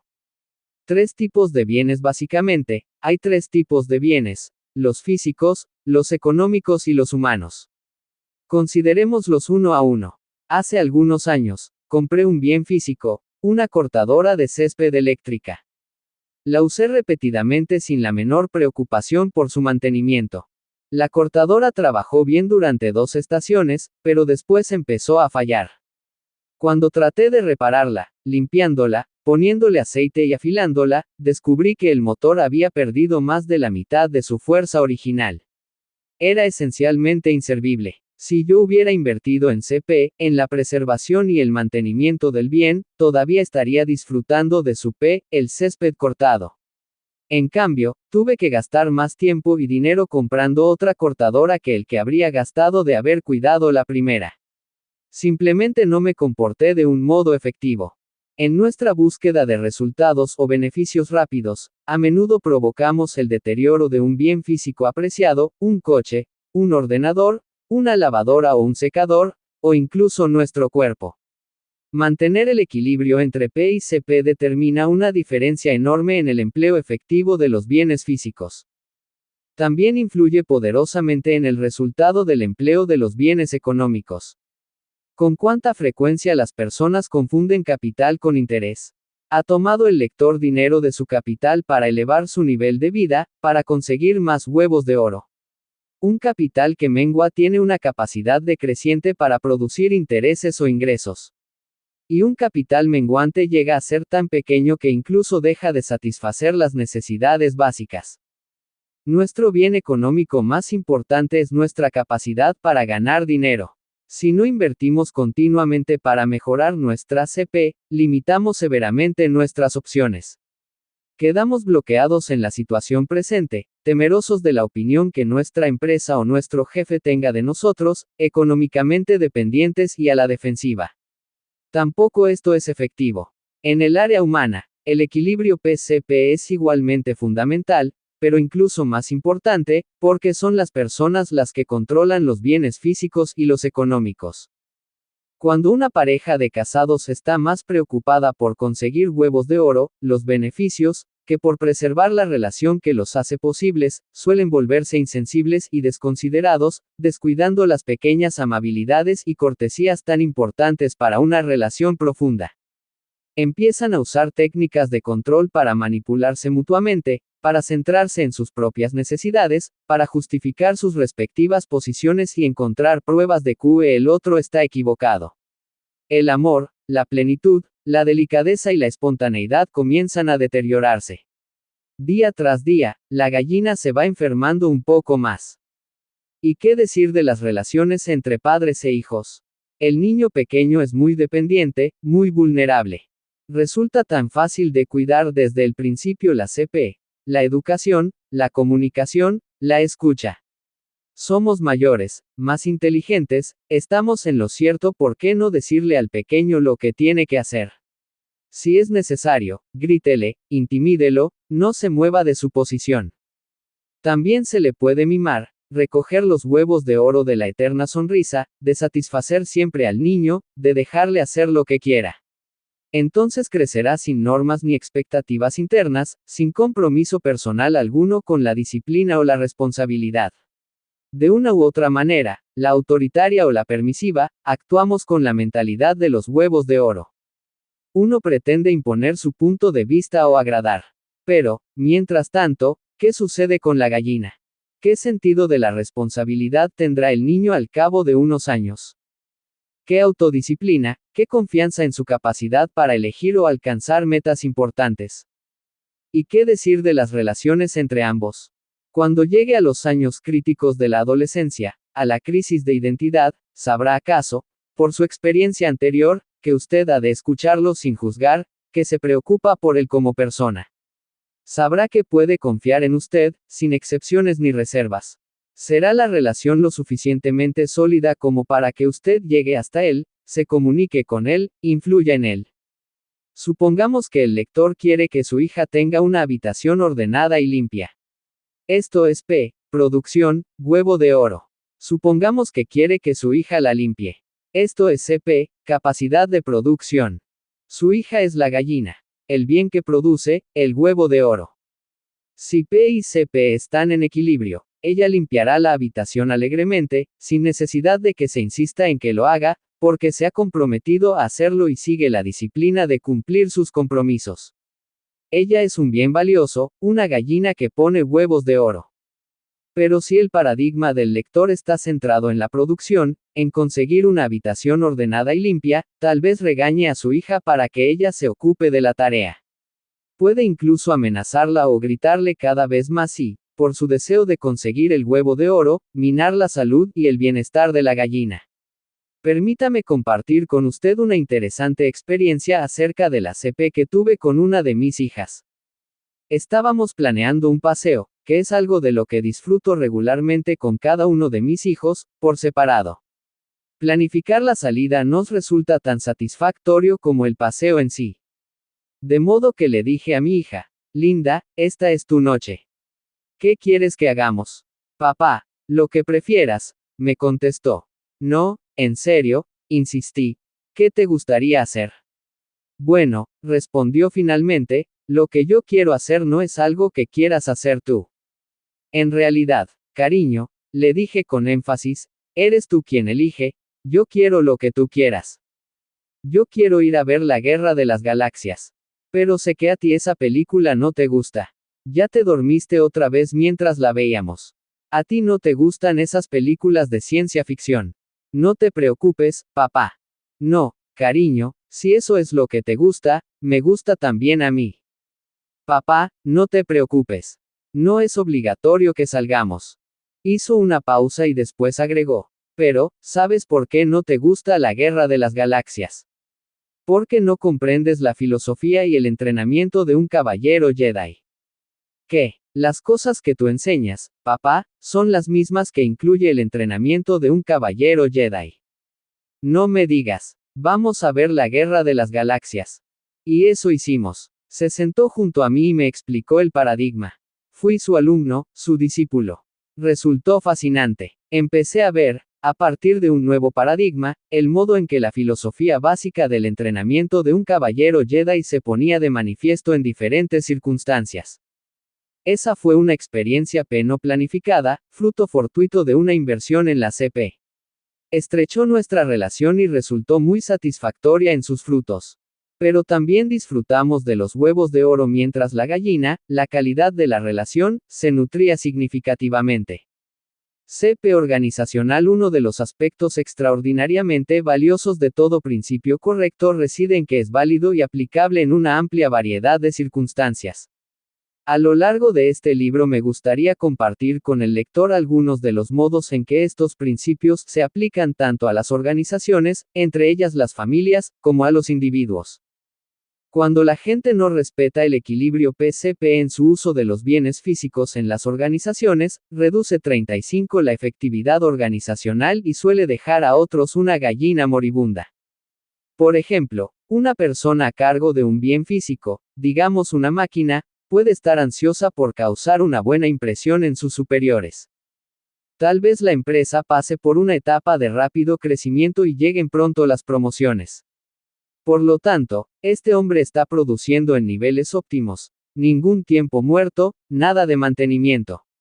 La máquina trabaja día y noche. La producción es extraordinaria, los costos bajan, las posibilidades son infinitas. Al cabo de poco tiempo, el hombre obtiene su ascenso. Huevos de oro. Pero suponga el lector que es su sucesor en el puesto. Hereda entonces una gallina muy enferma, una máquina que ya está deteriorada y empieza a fallar. Tiene que realizar una inversión considerable en mantenimiento. Los costos se disparan, la utilidad cae en picado.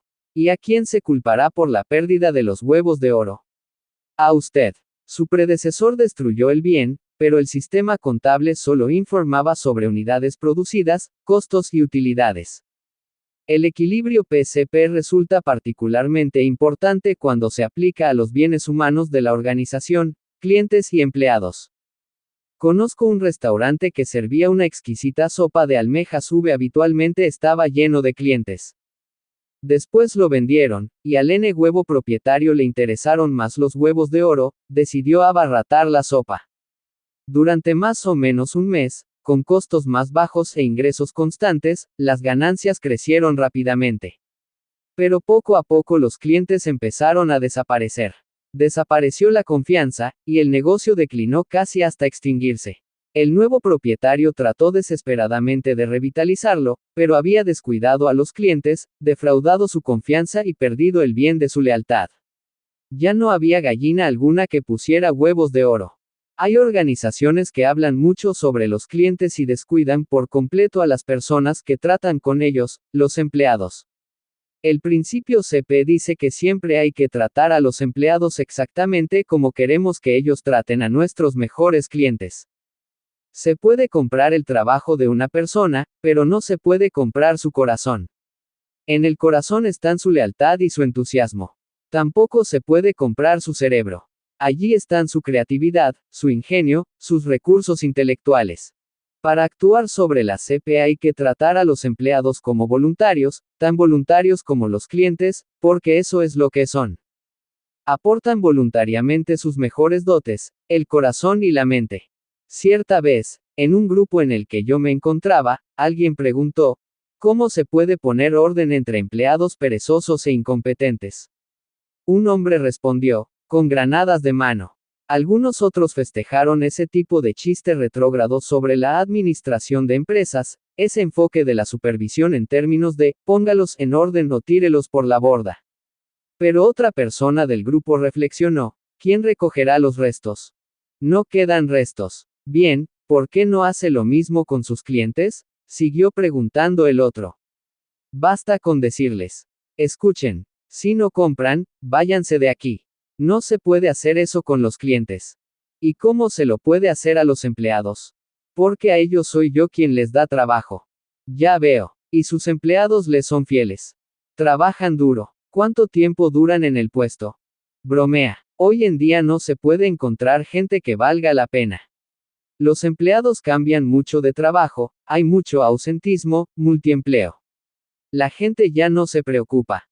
El interés puesto en los huevos de oro, esa actitud, ese paradigma, es totalmente inadecuado para extraer las poderosas energías de la mente y el corazón de otra persona. Un límite a corto plazo es importante, pero no es lo fundamental. La efectividad reside en el equilibrio. Centrarse excesivamente en P da por resultado una salud deteriorada, máquinas desgastadas, cuentas bancarias en números rojos y relaciones rotas. Centrarse demasiado en CP es como correr 3 o 4 horas al día, alardeando acerca de los 10 años de vida que eso va a traer a nuestras vidas, sin darnos cuenta de que los estamos perdiendo en la propia carrera. Es también como no dejar nunca de ir a la escuela, sin producir, viviendo de los huevos de oro de otra persona, el síndrome del estudiante eterno. Mantener el equilibrio PCP, el equilibrio entre los huevos de oro, la producción, y la salud y el bienestar de la gallina, capacidad de producción, suele exigir un juicio delicado. Pero sostengo que es la esencia de la efectividad. Equilibra el corto plazo con el largo plazo. Equilibra la búsqueda del título y el precio de obtener una educación. Equilibra el deseo de ver una habitación limpia y la construcción de una relación en la que el niño se comprometa interiormente a limpiarla, con alegría y buena disposición, sin supervisión externa.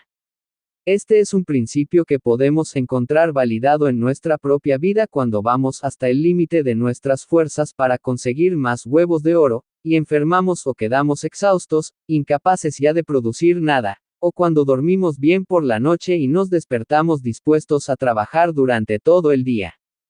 También podemos advertir su vigencia cuando presionamos a alguien para imponerle nuestro punto de vista y de algún modo sentimos un vacío en la relación, o cuando realmente invertimos tiempo en una relación y encontramos que el deseo y la capacidad para el trabajo conjunto, para la comunicación, dan un salto importante.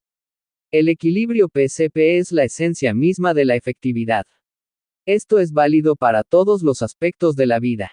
Podemos trabajar con él o contra él, pero ahí está. Es un faro. Es la definición y el paradigma de la efectividad sobre los cuales se basan los 7 hábitos expuestos en este libro. ¿Cómo usar este libro antes de que empecemos a trabajar con los 7 hábitos de las personas efectivas? Me gustaría sugerir 2 cambios de paradigma que acrecentarán en gran medida el valor que se reciba de este material. En primer lugar, recomendaría que no se vea este material como un libro, en el sentido de que haya que leerlo una vez y guardarlo en la biblioteca. Se puede decidir leerlo completamente de una vez para tener una idea del todo. Pero este texto está concebido como compañero en el proceso continuo de cambio y crecimiento.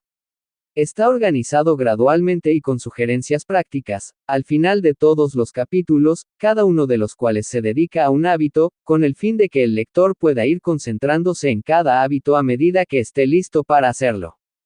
Mientras avanza hacia niveles más profundos de comprensión y realización, puede volver una y otra vez a los principios implícitos en cada hábito, y trabajar para desarrollar su conocimiento, capacidad y deseo.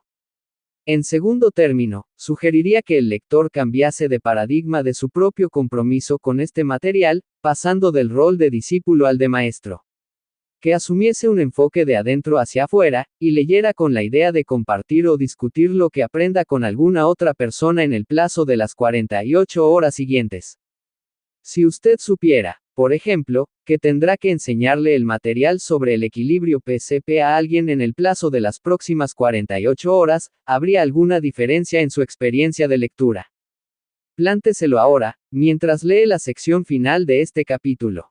Lea como si tuviera que explicárselo a su cónyuge, a su hijo, a un compañero de trabajo, a un amigo, hoy o mañana, cuando todavía el contenido está fresco en su mente, y tome nota de las diferencias en su proceso mental y emocional. Puedo asegurarle que si afronta de este modo los capítulos siguientes, no solo recordará mejor lo que lea, sino que su perspectiva se habrá ampliado, su comprensión se habrá profundizado, y se habrá desarrollado su motivación para aplicar el material. Además, mientras comparte abierta y honestamente lo que está aprendiendo, tal vez le sorprenda descubrir que tienden a desaparecer las percepciones o impresiones negativas que los otros puedan tener de usted. Aquellos a quienes usted enseñe lo verán como una persona que cambia y evoluciona, y estarán más dispuestos a brindarle ayuda y apoyo mientras trabajan, tal vez conjuntamente, para integrar los 7 hábitos en sus vidas. Lo que se puede esperar en último término, como ha observado Marilyn Ferguson, nadie puede convencer a otro de que cambie.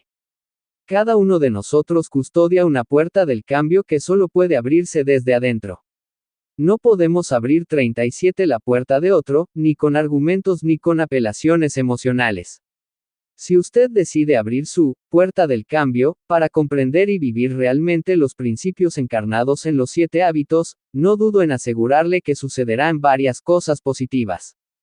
Primero, su desarrollo será evolutivo, pero el efecto neto será revolucionario. ¿No está usted de acuerdo con que el principio del equilibrio PCP por sí solo, si se vive intensamente, puede transformar a la mayoría de los individuos y las organizaciones? El efecto neto de abrir la puerta del cambio a los primeros 3 hábitos, los hábitos de la victoria privada, aumenta considerablemente la autoconfianza. Llegará a conocerse más profundamente y significativamente, a conocer su naturaleza, sus valores más profundos y su singular capacidad de aportación. Mientras viva sus valores, disfrutará del regocijo y la paz que habrán infundido en usted su sentido de la identidad, su integridad, su autocontrol y su capacidad autodirectiva. También se definirá desde adentro, y no a través de las opiniones de la gente o de la comparación con otros. Lo correcto y lo incorrecto tienen poco que ver con el hecho de ser juzgado. Paradójicamente, descubrirá que cuanto menos se preocupe por lo que otros piensan de usted, más le preocupará lo que los otros piensen de sí mismos y de sus mundos, e incluso de sus relaciones con usted. Dejará de basar su vida emocional en las debilidades de otras personas. Además, le resultará más fácil y deseable cambiar, porque hay algo, un núcleo profundo, que es esencialmente constante. Cuando se abra a los 3 hábitos siguientes, los hábitos de la victoria pública, el lector descubrirá y liberará los deseos y los recursos para reparar o reconstruir relaciones importantes que ahora están deterioradas o incluso rotas. Las buenas relaciones mejorarán, se volverán más profundas, más sólidas, más creativas y más intrépidas. El 7º hábito, si se internaliza profundamente, renovará los 6 primeros y dará al lector una verdadera independencia y capacidad para la interdependencia efectiva. Por medio de él podemos cargar nuestras baterías. Sea cual fuere su situación actual, le aseguro que usted no es sus hábitos. Puede reemplazar las pautas antiguas de una conducta derrotista por pautas nuevas, nuevos hábitos de efectividad, de felicidad y de relaciones basadas en la confianza. Le exhorto sinceramente a que abra la puerta del cambio y el desarrollo mientras estudia estos hábitos. Sea paciente con usted mismo. El propio desarrollo es grato, es algo sagrado. No hay mejor inversión posible. Obviamente, no es un proceso rápido. Pero le aseguro que experimentará beneficios y obtendrá resultados inmediatos que le resultarán alentadores. Según decía Thomas Paine, lo que conseguimos con demasiada facilidad nunca es objeto de gran estimación. Solo lo que nos cuesta obtener otorga valor a las cosas. El cielo sabe poner un precio adecuado a sus bienes. Y así llegamos al final del principio de este audiolibro completo de Los 7 hábitos de la gente altamente eficiente. Nos encontramos en el siguiente video en el que hablaremos del primer principio, llamado Sea proactivo, el principio de la visión personal. Hasta la próxima.